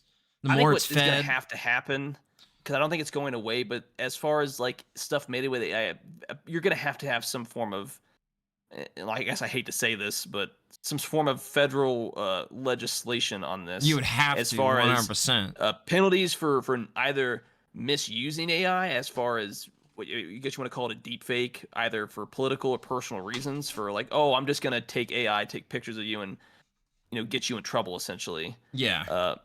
And the idea of having to, if it is AI, you have to disclose it up front. Like there has to be heavy penalties for people for nefarious reasons misusing it, or even just in general and stuff like that. But see, it's going to be hard to determine whether something's actually AI, because definitely people are going to use it to just manipulate you to thinking somebody said one thing, whether that's for social clout, or when it comes to, obviously a lot of people talk about it for when it comes to politics and stuff like that. But just in general, it's like, oh, this person said this, and it's like, is this real or is this AI or something like that? Like, it's going to be a problem. It's crazy. Like, I keep getting these ads, and Joe Rogan addressed it finally, because these are pretty new. Like, they were coming out before, but before they were very obvious, right? And this, we're just talking like 4 or 5 months ago. It wasn't long at all. That's how quick this is developing. But now it's just the mouth. It's so dang close that it's got him talking about a product, endorsing a product that he never talked about or said anything about. But we've seen it now with like the presidential stuff. We're seeing it like across the board with different things. So I've intentionally experimented with a few things, and I did the short. This wasn't a Game Junction short. I did it on a separate channel, out of curiosity of what like happens. And I brought I don't know if you've ever seen the cover for it, but Black Sabbath's first album, it's got this lady standing there kind of just staring, and nobody knows what she was. People thought it was supposed to be like a witch and stuff, but I got it and it brought her to life and made her start running across the screen over to a part of something that was never even a part of the album cover at all, like a lake standing there. And I just said, make it like sort of realism, make it something different than what's on the album cover. And she's just running. It's just it's kind of very creepy. It's very creepy. As far as like, though, I noticed a lot of it, especially like AI can't get hands down right, but even in video, the ones that's done really well, it's like if you sit there and look along with like that's an AI image, it's an AI video. I can notice right away now. I think the video, because it's hard to be photorealistic for that long or just in general, but I think the bigger issue is when just audio only. But it's literally a learning model. It's getting better every single day. It's being fed more directions, more scripts. It's got more to work with. Every podcast that comes out for somebody, every debate that comes out for somebody, it's getting better and better. It gets more words to work with. It gets more pronunciations to work with.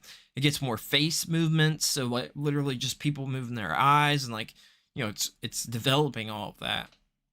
So yeah, but even in like the stuff, there's like I think there was some I think it was I don't know if this is the right one, but there was some Baltimore principal that got fired for going on some rant or something like that, or some principal, but it came out as like it was AI fake. Like this is just like affecting like day to day. It's like, oh, well, I don't like you, but I'm gonna get you fired by using AI. That one I didn't think even sounded real to me. It doesn't need to, though. You can make it sound like over the phone, which means you can kind of get away with some of it being distorted. But it's just the idea that it's not just for entertainment. Like there's people that are going to start using AI in general for very nefarious reasons. 100%. They already are. From top level politics to day to day stuff. This person just doesn't like you. I mean, I would say training the AI make you say something to try to ruin your life. Like I would say it's pretty nefarious just to try to make get a product sold. Somebody never even said anything about your product ever.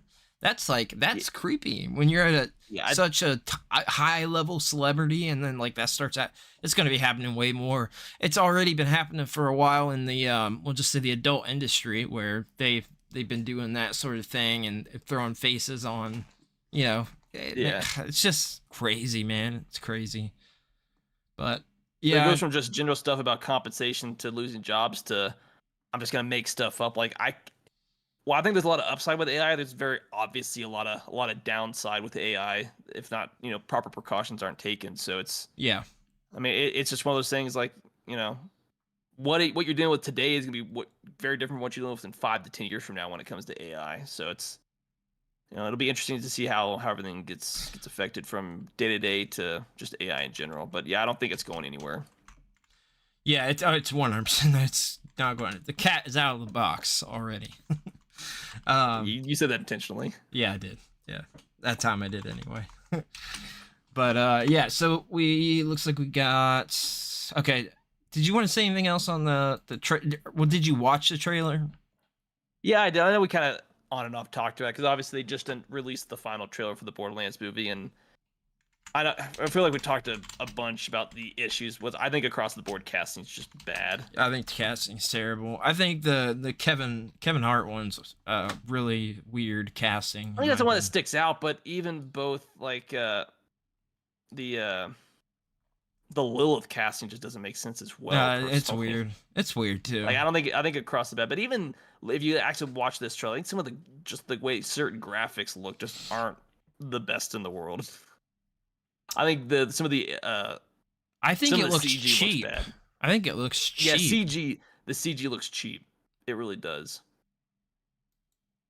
Yeah. I just feel like not everything needs to be adapted into a movie or a TV show. I don't, because like if you know anything about Borderlands and especially the original game, obviously it changed with 2 and 3. Like the original game was a take on a Mad Max style movie. Like this game was inspired by the OG Mad Max themes. Like in theory, it shouldn't be that hard to turn this into a movie, but they could have pulled a cyberpunk anime or animated movie. Like that's just being essentially not tied to the IP, doing a brand new thing. This is they should have. That's what they should have did, in my opinion. They're doing their own thing narratively, but it's pulling directly from characters in the game, so it's hard not to do a 1-to-1 comparison. Then, in fact, I think Edge Runners was written well, and this wasn't. I just think across the board is just not written or hard to say for the writing because I haven't seen it, but just. When it comes to the directing and casting, if they butchered that this badly, I don't have any faith for the actual narrative story of the movie. It's unfortunate too because it's an IP that I like quite a bit. I wouldn't say I love it, but you know, there's not that many games and 2 of them are pretty awful. I don't love the series, but I like it a lot. I think it would have been better if you're gonna do it. Just make it an animated film. It fits better. I mean, like what Telltale Games did from Tales from the Borderlands. Like they turned this show into a really good narrative story for the first one. I think it fit with that one. So I'm like, it can be done. I just don't think it needed this, and I don't think it's gonna be as successful as they think. No, I think the casting's terrible. But I mean, what do we know? Like, stuff takes off that you know. I'm completely wrong on all the time about stuff. So, but my thing is, I think it's going to make money, but it's not going to be anything crazy. You know what I'm saying? I think it's going to make money because the IP is big enough that I think enough people are going. Because to me, this looks like one of the new Jumanjis. That's what it looks like to me. Absolute garbage, dumpster fire. I mean, this movie comes out in 2 weeks, so it's not like it doesn't have anything. That. Comes out on the 9th. It doesn't. I just don't know what it's gonna be competing against. What is that? I think will either help or hurt it. I was trying to figure out like the budget for the movie. That I'm not sure. I think that'll determine whether or not this movie does well. A significant budget because we talked about it before, but I don't remember what it was. Yeah. Wow. Yeah, it's I don't know. I'm not overly excited for it, but. From what I see, I can't. Nothing's jumping. I saw something from February saying it had a budget of $100 million, but I don't know how accurate that is. Interesting. Yeah, I'm not. It's looking. It's sure. looking around $100 million for its budget. It's got a good budget. It's got a good budget. But I'm trying to obviously verify that. I don't want to. Take that with a grain of salt. I'm still trying to like verify that. Obviously, we'll know eventually, but I did want to I was just gonna very quickly bring this up. That we just saw San Diego Comic-Con got announced. First, James Gunn said, when Peter Safran and I formed DC Studios, we immediately knew what logo we wanted to use, and they're going back to the old DC logo, the good DC era. And they announced a James Gunn DC series. It's an animated series called Creature Commandos. And they screened it at San Diego Comic-Con. But James Gunn showed off a bunch of like early logo designs, kind of 90s era stuff for DC, and a bunch of people, everybody on Twitter is saying positive stuff. But yeah, they should trailer for that. It's really cool. They're bringing back that logo. That's the logo that's very nostalgic for me. So no, definitely 100%.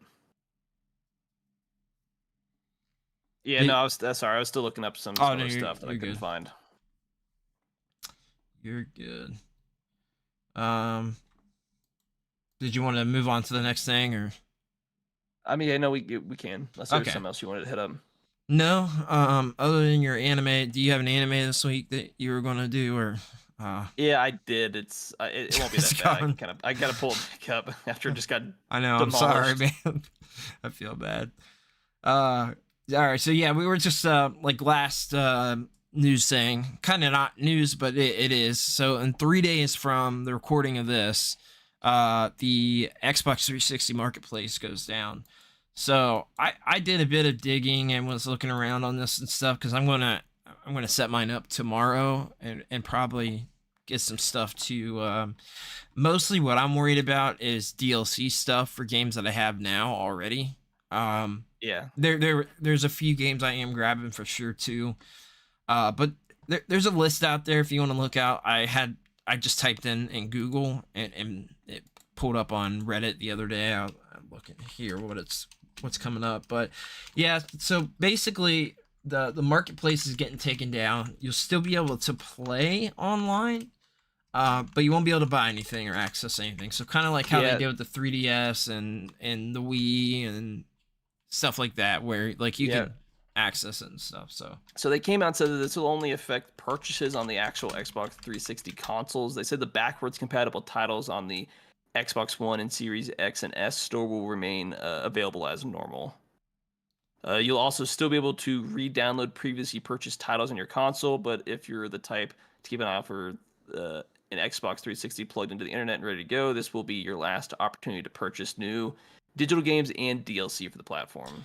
Yeah, I think if you've got any physical games at all, if you're a game collector, you probably have 360 games. It's definitely check the DLC stuff, because it makes me happy. It's the first time I've ever seen it brought up or talked about, but people are finally talking about like, hey, the DLC for these games that you've already got, you're going to want to get this, or you're not going to have, all this other stuff, and some of it can be free. There's a lot that's free, especially in that era. There was still a lot of DLC that was free. There was paid DLC, but there's stuff that came out that was free.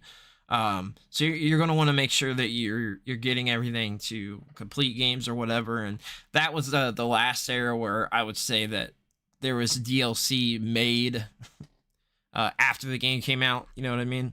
Anything by the end of that life cycle, it started to be, this DLC was being worked on before the game released, and we can tell. You know what I mean? That type of thing. But yeah, there's quite a bit of stuff, and you can look up lists. There's a lot of YouTube videos on it. Just pulling this up, that there's like a video, top 15 DLC to grab for games. This is 17 hours ago. It's like there goes to show why physical's that important for a lot of games. Like a complete inbox, good done game on physical matters so much. It if it goes away on digital, like there's gonna be no legal way to get a lot of these games once it's gone. Yeah, 100%. And I mean, like, if you're talking about legal means of stuff, there's already Xbox 360 emulators out there. So if you if you already do that's out there. I mean, yeah, once this is done, a lot of these games that you can't get anywhere else, unless you can buy it physical with all the content, like your only way is to emulate and hit the high seas. Yeah, essentially. Yeah, that's just, I mean, it's about it. So I'm pretty sure a lot of these games haven't been re-released since. There's a ton. There's quite a bit. Or they were digital only, and they're going to be gone once this store shuts down, which is definitely unfortunate. Yeah, it really is, and like there's a lot of things it's like it sucks for people that, you know, spent so much time and like maybe had passion. There's a lot of indie stuff in this era that was really, really, really good. This was before there was 1,000 indie games coming out every day. This is where, you know, some of these games people would work on for 6, 7, 8 years. This was a passion project for them. But a couple of them that I have played that I would say to grab. Super House of Dead Ninjas is really fun. It's kind of a silly indie game, but it's really fun. Mega Coin Squad. It's like a Mario type game. Basically, you're just collecting coins, like arcadey. Trying to see what else. Couple of the essentials to recommend here real quick. I wish I would have saved the list. I think I did on my phone, but let's see. Because I had circled, I think 5 or 6 actual games to grab, and then quite a bit of DLC. I think wasn't Super Meat Boy? Start on as an indie game on 360. Yeah, it did. Yeah, that's the era. I think Terraria did as well, and that game's definitely Yep, super popular even now. Yeah, and that's on everything. I've got it on PS4 and Vita still. But yeah, there's a lot of indies that was the era where the indies where people were working on for years. You know what I mean? Super Meat Boy. There was there's another really big indie that was kind of adjacent to that. That was the standout of that era of indie. Shoot, I can't remember. There's quite a bit of stuff. I didn't get a 360 till the very end. I got a 360 Slim, so I didn't get a 360 till the end of its life cycle. So I only had it for a few years till PS4 came out. So the amount of games that I had on that were very, very limited. One of the first games that I had. I didn't get one till towards the end too, and the PS3 because I ended up getting that at a yard sale. Because I think one of the that's where I first played was like a Wii. For a long time. I definitely had that, but that's where I first played like Mass Effect because one of the first games that I had on was the Mass Effect, but I had the trilogy and the thick box set where I think the 2 and 3 were like double disc games. I know 2 was for a fact. Yep. That whole era, it's like, oh, you get to a point in the game like, oh, swap out the discs. I kind of miss that though, man. I kind of miss that. They tried to personally. There's just something nostalgic about it. They kind of recreated that with the Final Fantasy Rebirth physical collection. It made no sense to me because there was still like 70 gigabytes to download, even with an install disc. Yeah, that's an area where, you know, the game had to be on the disc. The internal storage was abysmal, especially if you had a bunch of games and stuff like that. So like, the game had to be on the disc, so you know if one disc couldn't hold everything, because I think they were still using DVDs at the time. They were, so you had to use multiple discs for certain games. Yeah, PS3. I mean, Blu-ray had just came out for that generation. Yeah, it's even crazy. Fez.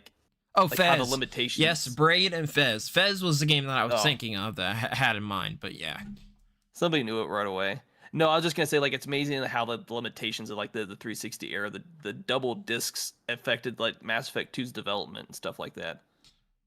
Where you were supposed to be able to collect like all early in development, or at some point you're supposed to be able to like, if you've ever played the game before, recruit all your companions whenever you wanted to, but limitations on that generation of hardware forced them to put on 2 discs, which means, you know, games had to be developed that were that big in a certain way, how you played it and recruited certain characters. So that's a whole era of development that's just, you know, gone. The limitations you don't have to work around anymore. That's true. I get that. It was kind of annoying. For better or for worse, I think it was an interesting. It was for better. It was for better, obviously, to move on past that. But there's something a little nostalgic about that, about swapping out the discs.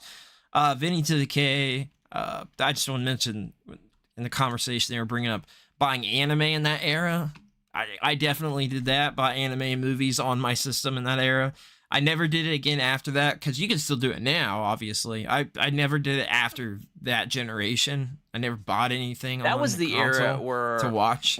When I was watching anime, it was streaming was a thing. It was like Hulu was still in its infancy and stuff like that. But I still pretty much was exclusively, for me, physical. Go to like an FYE or like a Best Buy, and I think I went to an FYE because you could buy stuff used for extremely cheap. Yeah. But that was the era where it's just like everything was physical. Like you just buy like bulk movies that you'd put on a shelf, watch once, and never watch again. And you realize, well, I have all these movies. I don't watch half of them. That's what I did, and I ended up eventually. So sometimes I miss it, but I said on here before, I didn't grab them. They took up space. It was dust collecting.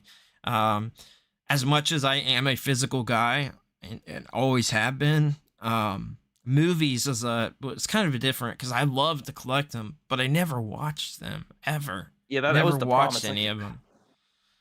So like movies, one of those things where it's like at one point I did, and then my hard drive took a crap. But like I moved like all my anime, all my movies, and I put them on like a 2 terabyte hard drive or 4 terabyte hard drive. Like I spent several hours just ripping them from the DVD or Blu-ray onto an external hard drive. That's what I'm doing with my Switch games. So that's the thing, like, about backing up your stuff that you own. Like, that's what people do, and people do that with movies a lot. And like, if you own it, that is legal for you to back up any media that you own, any media at all. Yeah. So like when I was showing the unlocked Switch, I don't ever cave in to people saying anything ever, but I took down post yesterday, I think, for the first time in probably like a year of taking anything down ever, because I immediately got a bunch of negative comments about it, a bunch about posting that I was beta testing this, and I'm thinking, why are so many people like this? Like, how's this affecting you? That I back up my games that I own and paid for. How is that affecting you? How does that hurt your feelings? People instantly think that you're doing something illegal, and while the Switch is around, just because I know that, you know, there's a ton of indies that come out on Switch and stuff like that supporting these people while this stuff is an active console, I will always do that. I have zero intention of grabbing anything online, and not to mention, who knows what happens? You know what I mean? Like when you do that, when Nintendo finds out that, oh, why are we getting 2 codes of this game online? You know what I mean? Finding out that 2 people are running off of the same cart. Like, I'm not going to do that. I'm not stupid. So I have zero intention of doing that. But people, I couldn't believe that. But back up your stuff. I mean, shoot, I'll grab it real quick to show this off, because this is really cool. Yeah, no, it's you know, you own it, and especially if you're trying to save up space.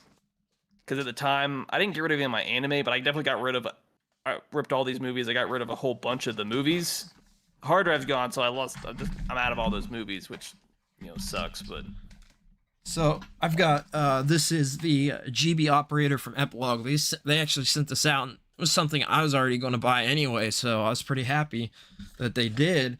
But this essentially will rip all your Game Boy to GBA games, and all you do is play. It's plug and play. Literally, one cable, plug it into your PC, put the game in there, and that's it. But also, you can play your games from this, so you can like stream your Game Boy games if you want. You want to play with a physical cart. So that's really cool. So you can actually play your games on the PC with this. But like, there's a bunch of other devices out there for like essentially all the main line carts. So, you know, Sega Genesis, NES, Super Nintendo, like you can buy these boards. I forget the company, but it has all of them in one board. So you can rip every single game that you have. And the biggest thing is like is backing up your saves for these games. Like we know how much it sucks, is like to think, you know, some of those games, how much time you put into it, like being able to preserve your save file. Like that'll be a thing of the past. You know what I mean? So if you play retro games and you want to back up your stuff, or even the Switch, where I'm not even halfway through the story on Tears of the Kingdom. I've got 140 hours in it. I want to back that up. Like, I want to keep that. Who knows what happens to the cart? Yeah, you just don't know. And I want to back up the things that I own, and I will always support that. So. Oh yeah, definitely, always, 100%. I see no wrongdoing in backing up your stuff, and that's why it's illegal to do it. So, can you? It's my. What is it? No, sorry, what were you gonna say? I was just reading Vinny the case. Can you re-download them?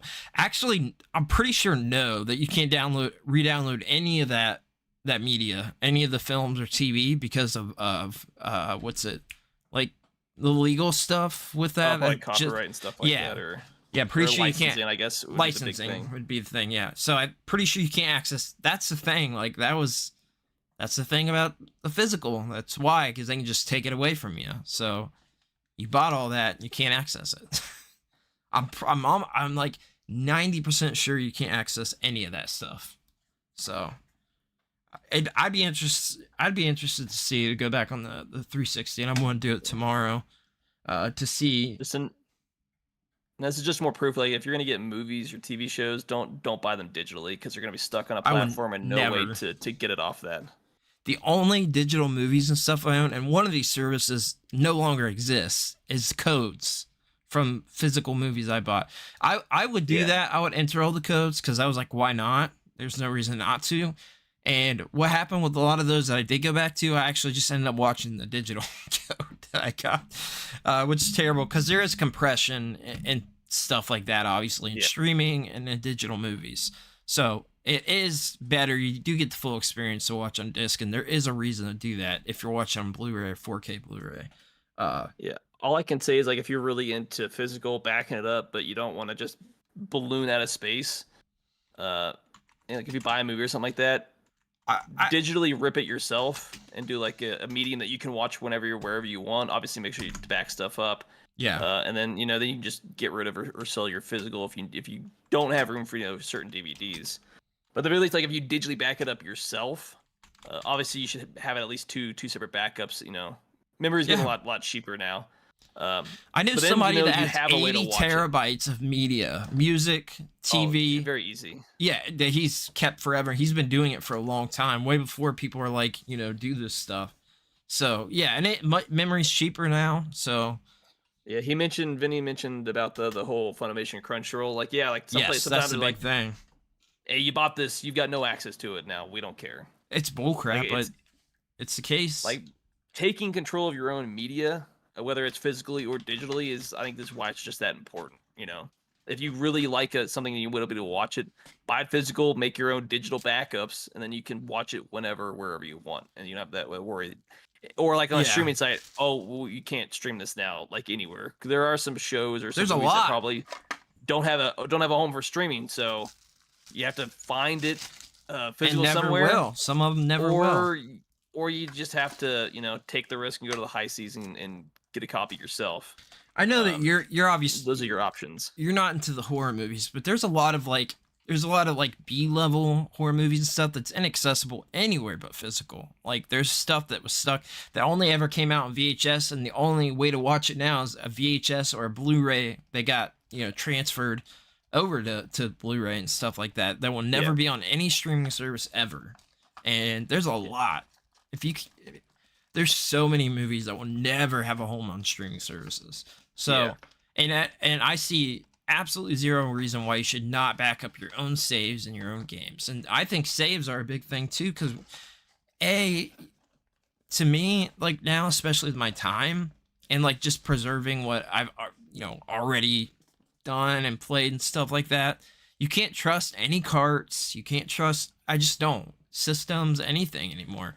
And especially the Switch. I feel like the Switch is very fragile. And there are games that, there's a good point. You brought up Animal Crossing. There's games that don't have cloud save for Switch too. Animal Crossing's one of them. Pokemon's one of them. That's going to be one of the big ones for me is that, because I have more time in Animal Crossing, Pokemon games like that than anything. So to me, that's where I'm at with it. I say back up stuff. He mentioned saying backup Blu-rays. I've never done 4K or Ultra HD Blu-rays. I mainly backed up DVDs and Blu-rays before when I did it years ago. Backed up Blu-rays. I think it was 2016 or something like that. 2015, 2016. I can't remember exactly what year. It was right around that time frame. It was a little trying to figure out like what needed to be done. That way, obviously, the movie plays in order. Yeah. But once I figured out what I need to do, it wasn't an issue. The biggest problem with Blu-ray, and probably would be the same issue with like 4K, is just going to be the ballooning of the file size is like the biggest problem. And obviously the amount of time it's going to take to actually rip it. Obviously, you got to have an actual optical drive too. You know that 95% people don't have. You have to buy one that make sure it can read all your movies. It's gonna be like probably USB or SATA plug-in or something like that. I think the one I had was both. You can either USB or SATA plug-in to the computer to do it. Usually SATA, but yeah, it has. There's definitely it's both. Gonna take a while, but the biggest thing is just the amount of time based off how much physical. There is some hurdles when you first are doing it that way, because some of them have that protection where you rip it and it's just all the scenes are out of order. I know I ran into that a few times, and it's been years since I've done it. I know it's possible, but the biggest problem is just going to be time and space, having the hard drive space to back everything up. One of the things is you want to make sure that those files are MKV, obviously, so that you're getting that's one of the things. That's the default for me when I did it. As far as like if you're just gonna watch it on a computer, because at the very least, if you have an NKV, and then say you want to plug it up and USB it into, like say like a Blu-ray player or like a game console, if it doesn't play MKV, you can just make a copy of it and transform it into a different file size. But MKV is like a good just standard to have, because at the very least, you plug it into any computer, it's gonna play no problem. Yeah. There is a little bit to it, but 4K Blu-rays, you just got to make sure that particular drive works with 4K. That's it. It's still you can still use a Blu-ray drive to rip the 4K Blu-ray. You just have to make sure that it's able to correctly read that it's 4K. That's it. Otherwise, it rips it as a Blu-ray. You just got to make sure you got the right software as well. That's gonna be able to do what you need to. Because I think when I did it years ago, I think I was using Handbrake was the software that I think I used to rip all my stuff. I don't know if that's its own thing, or because I think I used it on I don't know if that's a Handbrake. I think Handbrake's a third-party application. I have Handbrake, so that's what I used when I originally ripped all my stuff. I use that for I use that for transferring video files. I mean, it's just a good video. Like it's like a video ripper, encoder, burn, or something like that. Yeah, because I use it to rip it, and then obviously once you have it, you can re-rip it to a DVD or a separate flash drive or something like that. It's just at least having an MKV on one hard drive. And if you're watching with computers, MKV fine. If you want to move it to say a tablet or a game console, there's a little bit more you got to do, or files you got to change and stuff like that, but it's doable. So no, Vinny, they can't read the 4K Blu-rays. It's just the way that those optical drives work, that some of them a lot of them are 4K friendly, I guess you would want to say. But you just have to make sure you just need to look it up. That's it. I mean, you just have to buy one that's going to be able to rip the highest quality discs that you have. Essentially. Yeah, it just needs to be able to read the 4K. But the software is not the problem. It's going to be the hardware is making sure it can do it. Yeah, and it's just But it is a different. Correctly. It is a different. It's not just a Blu-ray. Essentially, it's not just a Blu-ray that's 4K. It is a different like 4K, format. Ultra HD. You got to be prepared that it's going to be extremely large file size. It is, yeah, and you can compress that, like you were saying. You could downgrade it to like 1080p or something like that. Whatever you want to do, yeah. If you want it not compressed, looks like Retro Stars Alliance said never compress movies. So I mean, if you've got enough storage, then don't compress it. Yeah. I think that's the biggest problem with that is just storage, especially now that everything's on a Blu-ray. Because at the very least, if it's on Blu-ray, the minimum file size is going to be 1080, which isn't bad. But when you go to 1440 all the way to 4K, then it definitely starts to balloon astronomically in size. Yeah, 100%. And then we just need something that rips laser discs. Like, where's that at? A very niche market, unfortunately. He is 100% the Mr. Coffee about the Laserdisc version of the original Star Wars. Best way to watch that on home video. From what I understand, Laserdisc is just better than VHS. Just didn't take off. Yeah, it didn't take off. It's too big. You had to flip it over halfway through the movie. Nobody wanted to do that. But there is a very big cult following for them. I'll tell you that. And my biggest holy grail happens to be a Laserdisc player that plays video games and, plays a bunch of different video games. But but has its own format, Laserdisc games as well that were exclusive to that player. So gotta find it in Japan. That's the only way you're ever going to find it. Yeah, and then apparently there's, just because I saw it in this article off the top of my head, apparently there's 47 games that once the 360 shuts down, they'll be gone for forever. Is there any like sort of standout to let listeners know? I was gonna take that and actually drop in the link for all these games if you cared to chat. Yeah, sure. But it's a Games Radar link. Gotcha. I was trying to look up some of the essentials, to sort of tell people, especially the listeners, because there's definitely stuff there, and DLC is a big thing though. Check all your games. I probably have. There must be at least like 20 games I have that I know I don't have all the DLC downloaded for, and a lot of it's going to cost money. So there's a Double Dragon 2: Wander of the Dragons. I can't pull it up. I might be able Gotham City Imposters. I don't know. It sounds like a Batman-esque game. It's Connect Fun Labs and Connect Sport Gyms. 2 Connect games are going to be gone. So many people are going to be crying. I'll tell you what, Gotham City Imposters kind of fun, but it's also like not a great game. Let's see. Oh, Who Wants to Be a Millionaire special editions? Not a lot of these seem like more indie type games. None are, at least to me, jumping out on this list of these games. But I can tell I'm sure you somebody has played these. Yeah, there's a few of these to grab on this list. The South Park Let's Go Tower Defense it's Tower Defense South Park game, but it's really fun. Nobody talks about it. I got that when it came out. Double Dragon 2: Wonder of the Dragons. I would say that's an essential. Fire Pro Wrestling for sure. Don't even watch wrestling or care about it, but that's Fire Pro Wrestling Games, which is a Japanese organization. Very fun. Let's see. Aegis Wing. I'm trying to remember where there's a physical of that, though. There's a physical of that somewhere on something. Oh, yeah. There's a wait, I don't know why it's even on there. There's a physical of that. It's probably out of print. That's probably why. It's like they're all out of print, right? According to this, because they pulled this from the folks at Delisted Games, have gone through this list specifically of digital Xbox 360 titles to find that are not available for purchase either physically or on their digital platforms. Yeah. So according to this one, apparently there's no physical for this game. But I just pulled it up. It might be a different Aegis Wing game. It might be. Yeah, it might be like a different 2D one or something. I'm not sure. There might be something to that. Yeah, because this one says that with this one, at least in the it's Wikipedia, so take it with a grain of salt, but it said it was an Xbox Live Arcade game, which would mean it's digital only. But there is a couple collections of Xbox Live games that came on physical disc. I think there's 2 physical disc collections that put some of like the essentials on there. If you want to say that they're the essentials. Microsoft thought they were. But check those out because those are underrated. I got both of those. They have a couple good games on there. But yeah, man, definitely the Double Dragon. Oh, one of them I saw earlier was the Mortal Kombat. I think it's called Arcade Collection. Let me look it up. There was a Mortal Kombat. I know that it's the only way besides Arcade 1-Up to play that form. Let me see. Mortal Kombat.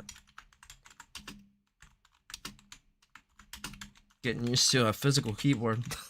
It's been a while. Just have my laptop. It feels weird though when you haven't used one for a while. It's just called Mortal Kombat Arcade. So that one I would definitely say to grab, and obviously you grab that, you can play it on your Series X and stuff like that. So Mortal Kombat Arcade Collection, I was right. So oh my bad, I forgot the Fruit Ninja Connect will be gone. I'll tell you, that's kind of fun. It's actually kind of fun. There's at least 3 Connect games on this list that I've seen. That's not many. I'm sorry, 360 Connect is garbage. I'm sorry, but the Xbox One Connect, much improved, very good. And I know people that use that now as their PC cameras because it's 1080p. It works just fine. I've got one. I've thought about connecting that. They had to do some stuff to it though. I'm not sure. But yeah, I would say a couple of those. Mortal Kombat Arcade Collection, definitely the Double Dragon.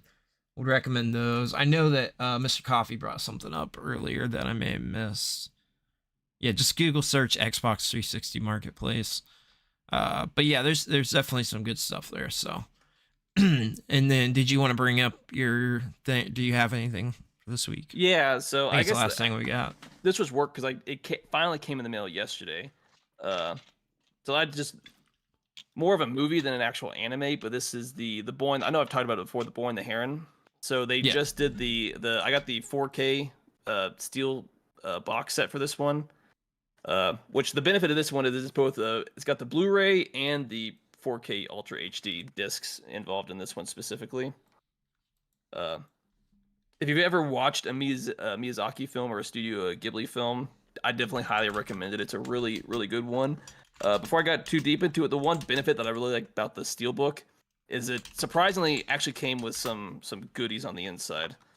So obviously it's got the first one, all the Miyazaki films on Blu-ray, nice. And then the list of the Steel series that they were doing on the back. Oh, I want to tell you real quick, just in case you didn't know, those films, did you know there's double packs? I think I saw 6 of them at Walmart. Yeah, I thought about grabbing the one that I had to figure out which ones I have, mainly for the Steel series, because I wanted to get all of them. Those are pretty cool. I'm gonna double collect, but I like them. I mean, the Steel series boxes aren't the best in the world as far as like snapping shut all the time, but they get cool. Scratched up. So I put all the ones that I get, if like a collector's or whatever, I find one loose, I put them in loose baggies now, case baggies on the shelf. Because they get scratched up. Yeah, I think the Boy and the Heron's the only one that actually has a really top to bottom an actual proper artwork on the front. The rest, it's just like a solid background color and then an artwork from it. But this one, surprisingly for a movie, it actually came with a little somewhat quasi art book with some art style and then some little notes about the development and stuff. Just something small, but it's stuff you just don't see anymore. As well as, surprisingly, I didn't realize this because I just bought it for it. If you're able to get the Steel series, a small little poster for the film. Oh, that's kind of cool. Yeah, I like that. It's stuff that doesn't matter, but it's just like you never get anymore in films. Even a lot of the special editions, it's just here's the movie. That's it. You don't get any goodies. Oh yeah. So I thought that was neat. I didn't look into it. I just saw the Steel series. Really liked the movie, so I just got the Steel series version of it, and I'm sure if I actually looked at the description, it would have said, "Hey, it comes with all this stuff in it." You got that from Amazon, right? Yeah, so I pre-ordered that several months ago before it actually came out when they first announced it, and it came out about a few weeks ago, but I had some delayed shipping, but I finally got the actual physical in the mail yesterday. I definitely plan on watching it. Did you pre-order the that Godzilla -1 Blu-ray set? Did we actually get a physical release date for it? No, it was only in Japan. Yeah. I thought about I can send the Japanese one. And I still might go back and buy it if they still sell it. But I didn't actually make a decision on it. It was like $100 or something like that.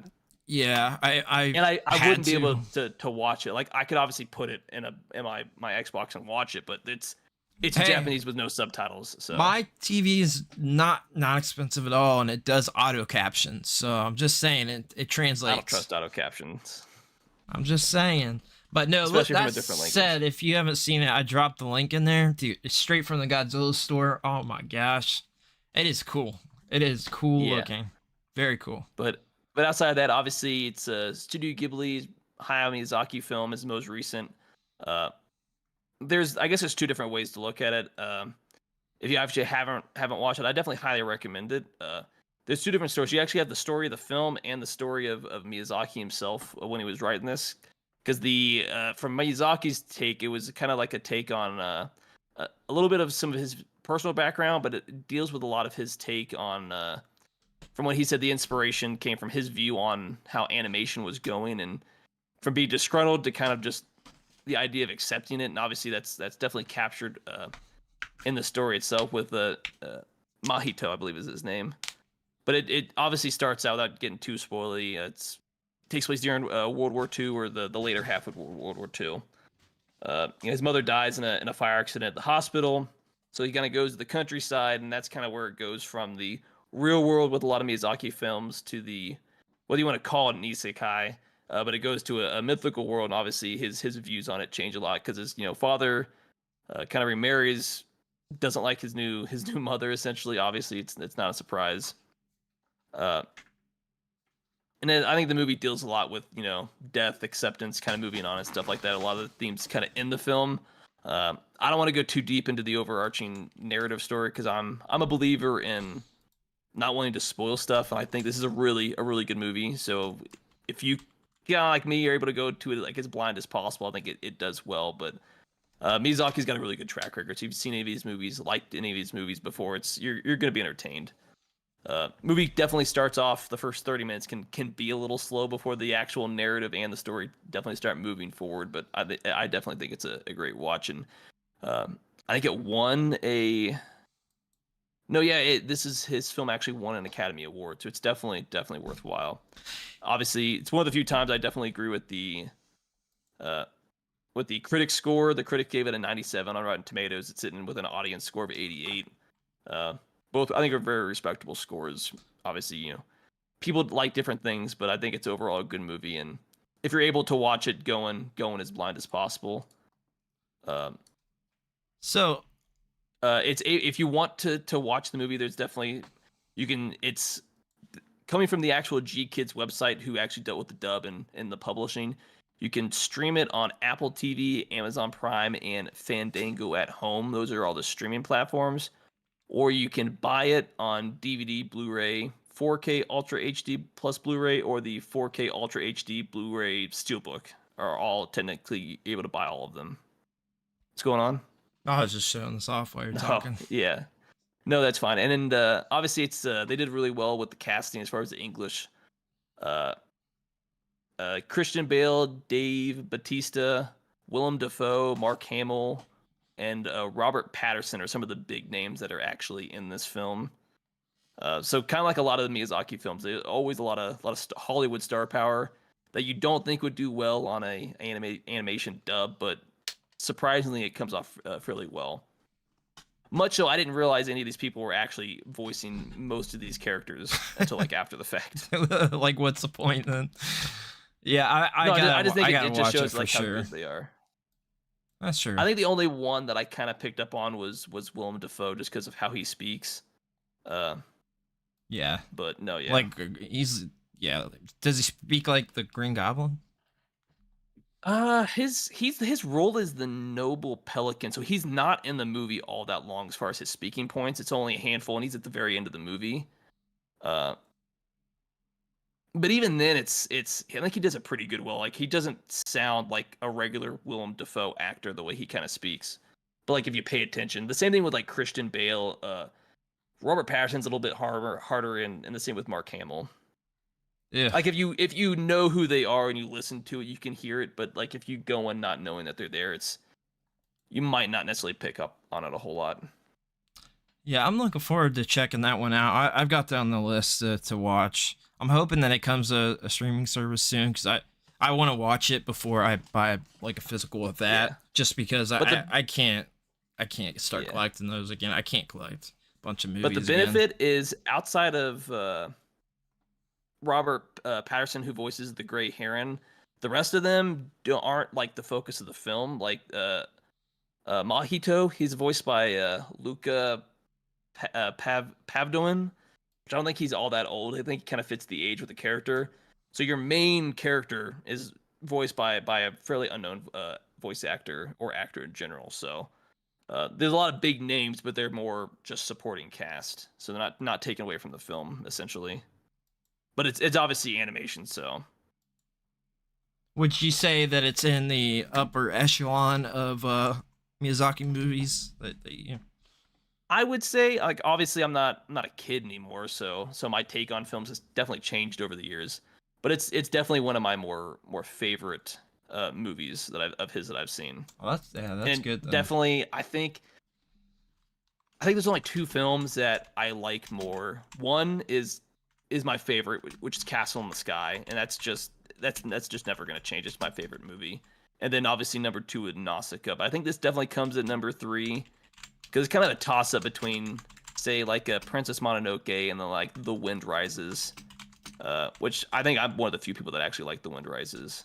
I liked it. Definitely not my favorite. Obviously Kiki's Delivery Service, but after that I would say probably Castle in the Sky for me as well. And there's just a lot of good movies because you got Kiki, you got I like Ponyo. A lot of people don't talk about that. I like that movie a lot. I thought it was great. I still need to watch that movie. I think it's great. Obviously, the most well-known is Spirited Away. It's far from my favorite Miyazaki film. Yeah, it's not my favorite. It's good. 10. It's good. It's a top 10 of his films for me, but it's not a top 5 for me. I'm trying to think if I think it might be probably my third favorite because I love Castle in the Sky a lot too, and I owned that one back in the day on VHS. I remember renting that. I can't remember which one I watched first. I think I mentioned it before, but I watched Castle. They showed Castle in the Sky on Toonami once. I don't know if you know that, but I watched that. Kind of interesting. I watched them both on DVD, but I watched that and Spirited Away right around the same time. But it's only good on VHS. I think I watched Castle in the Sky first because there's just something about that film that definitely caught me like immediately, from both the story and the actual animation. It definitely grabbed me, and then Spirited Away just wasn't the same. Yeah, I think people are going to get mad, but I think Spirited Away is kind of overrated.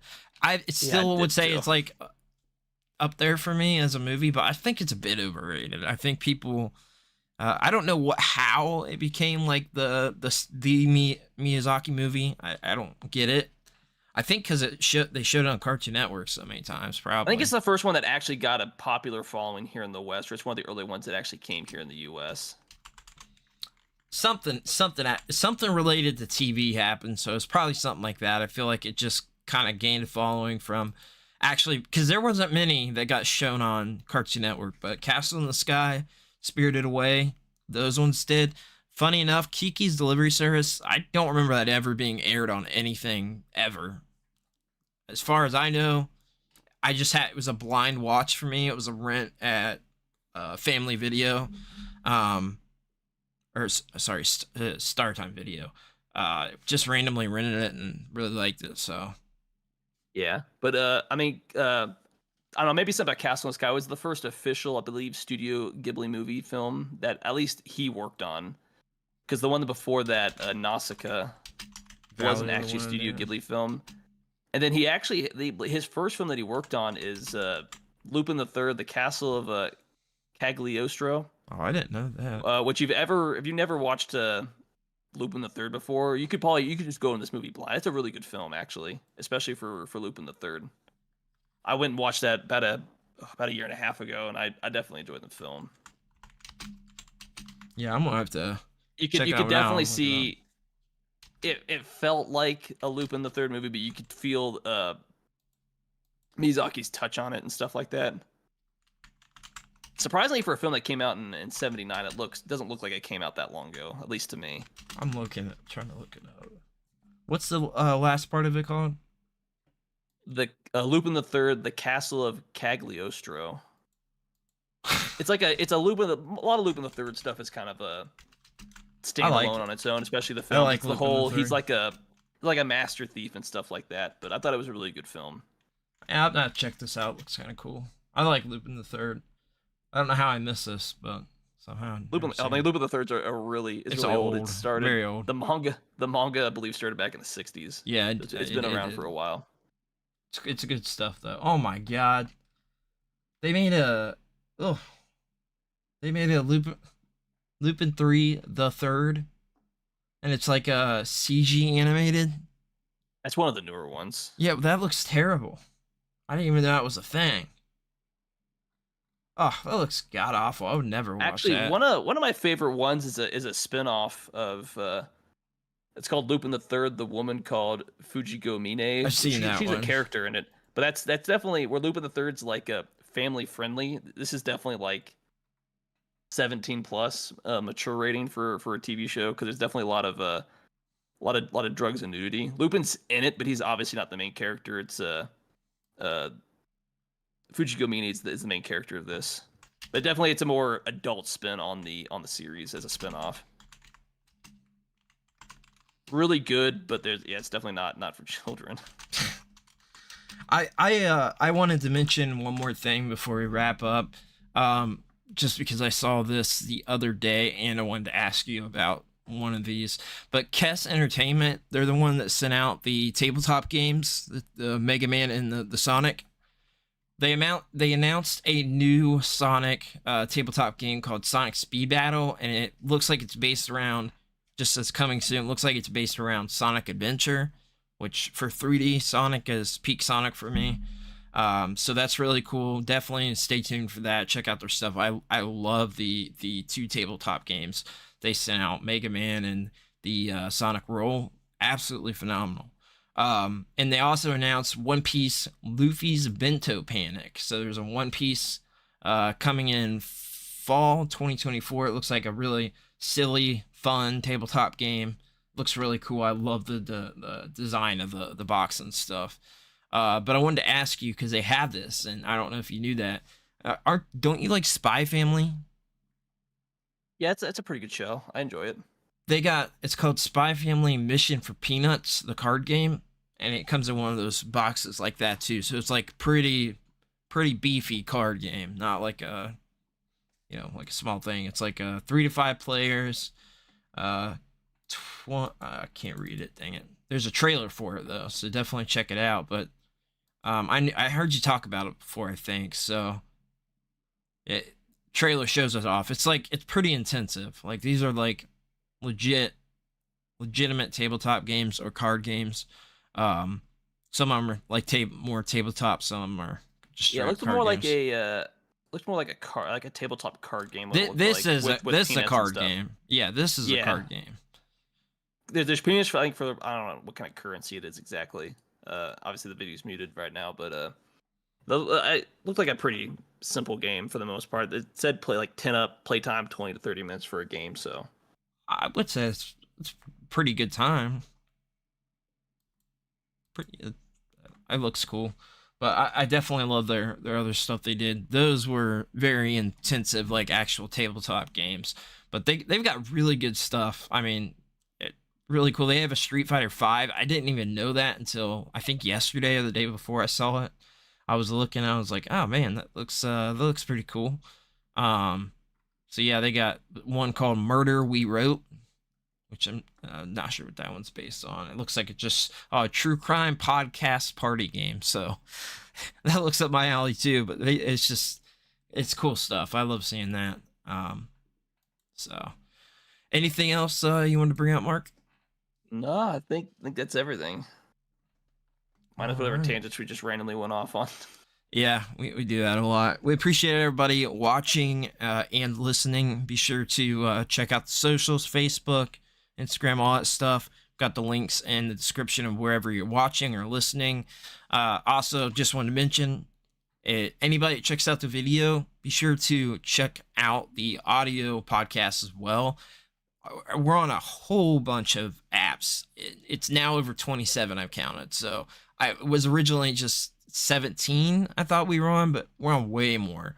But we had, I think, 1,800 downloads this past week. So just doing really good. The audio is it makes me really happy. It just feels like we're doing something right with that, and I think it's fun. I spend a lot of time editing the audio, so whatever you're watching live, the audio is usually cut down a little bit with some chunks, but it's more cleaned up with the actual audio and stuff, and I spend a lot of time doing it. So definitely check that out. It helps us out if you follow or rate on any of those apps, and also just the downloads. The stream time helps as well, but the downloads really help. So, but we definitely appreciate everybody watching live. And if you listen to audio, go over to the YouTube, or the Twitch, and check out the video, because video is cool too. And I show off some stuff like this when Mark's talking. So to the point I got a little confused. I looked up like, what's going on? Yeah, I do random stuff like that, so it's pretty fun. But thanks everybody for hanging out, and I think we'll see y'all later. Awesome, appreciate it.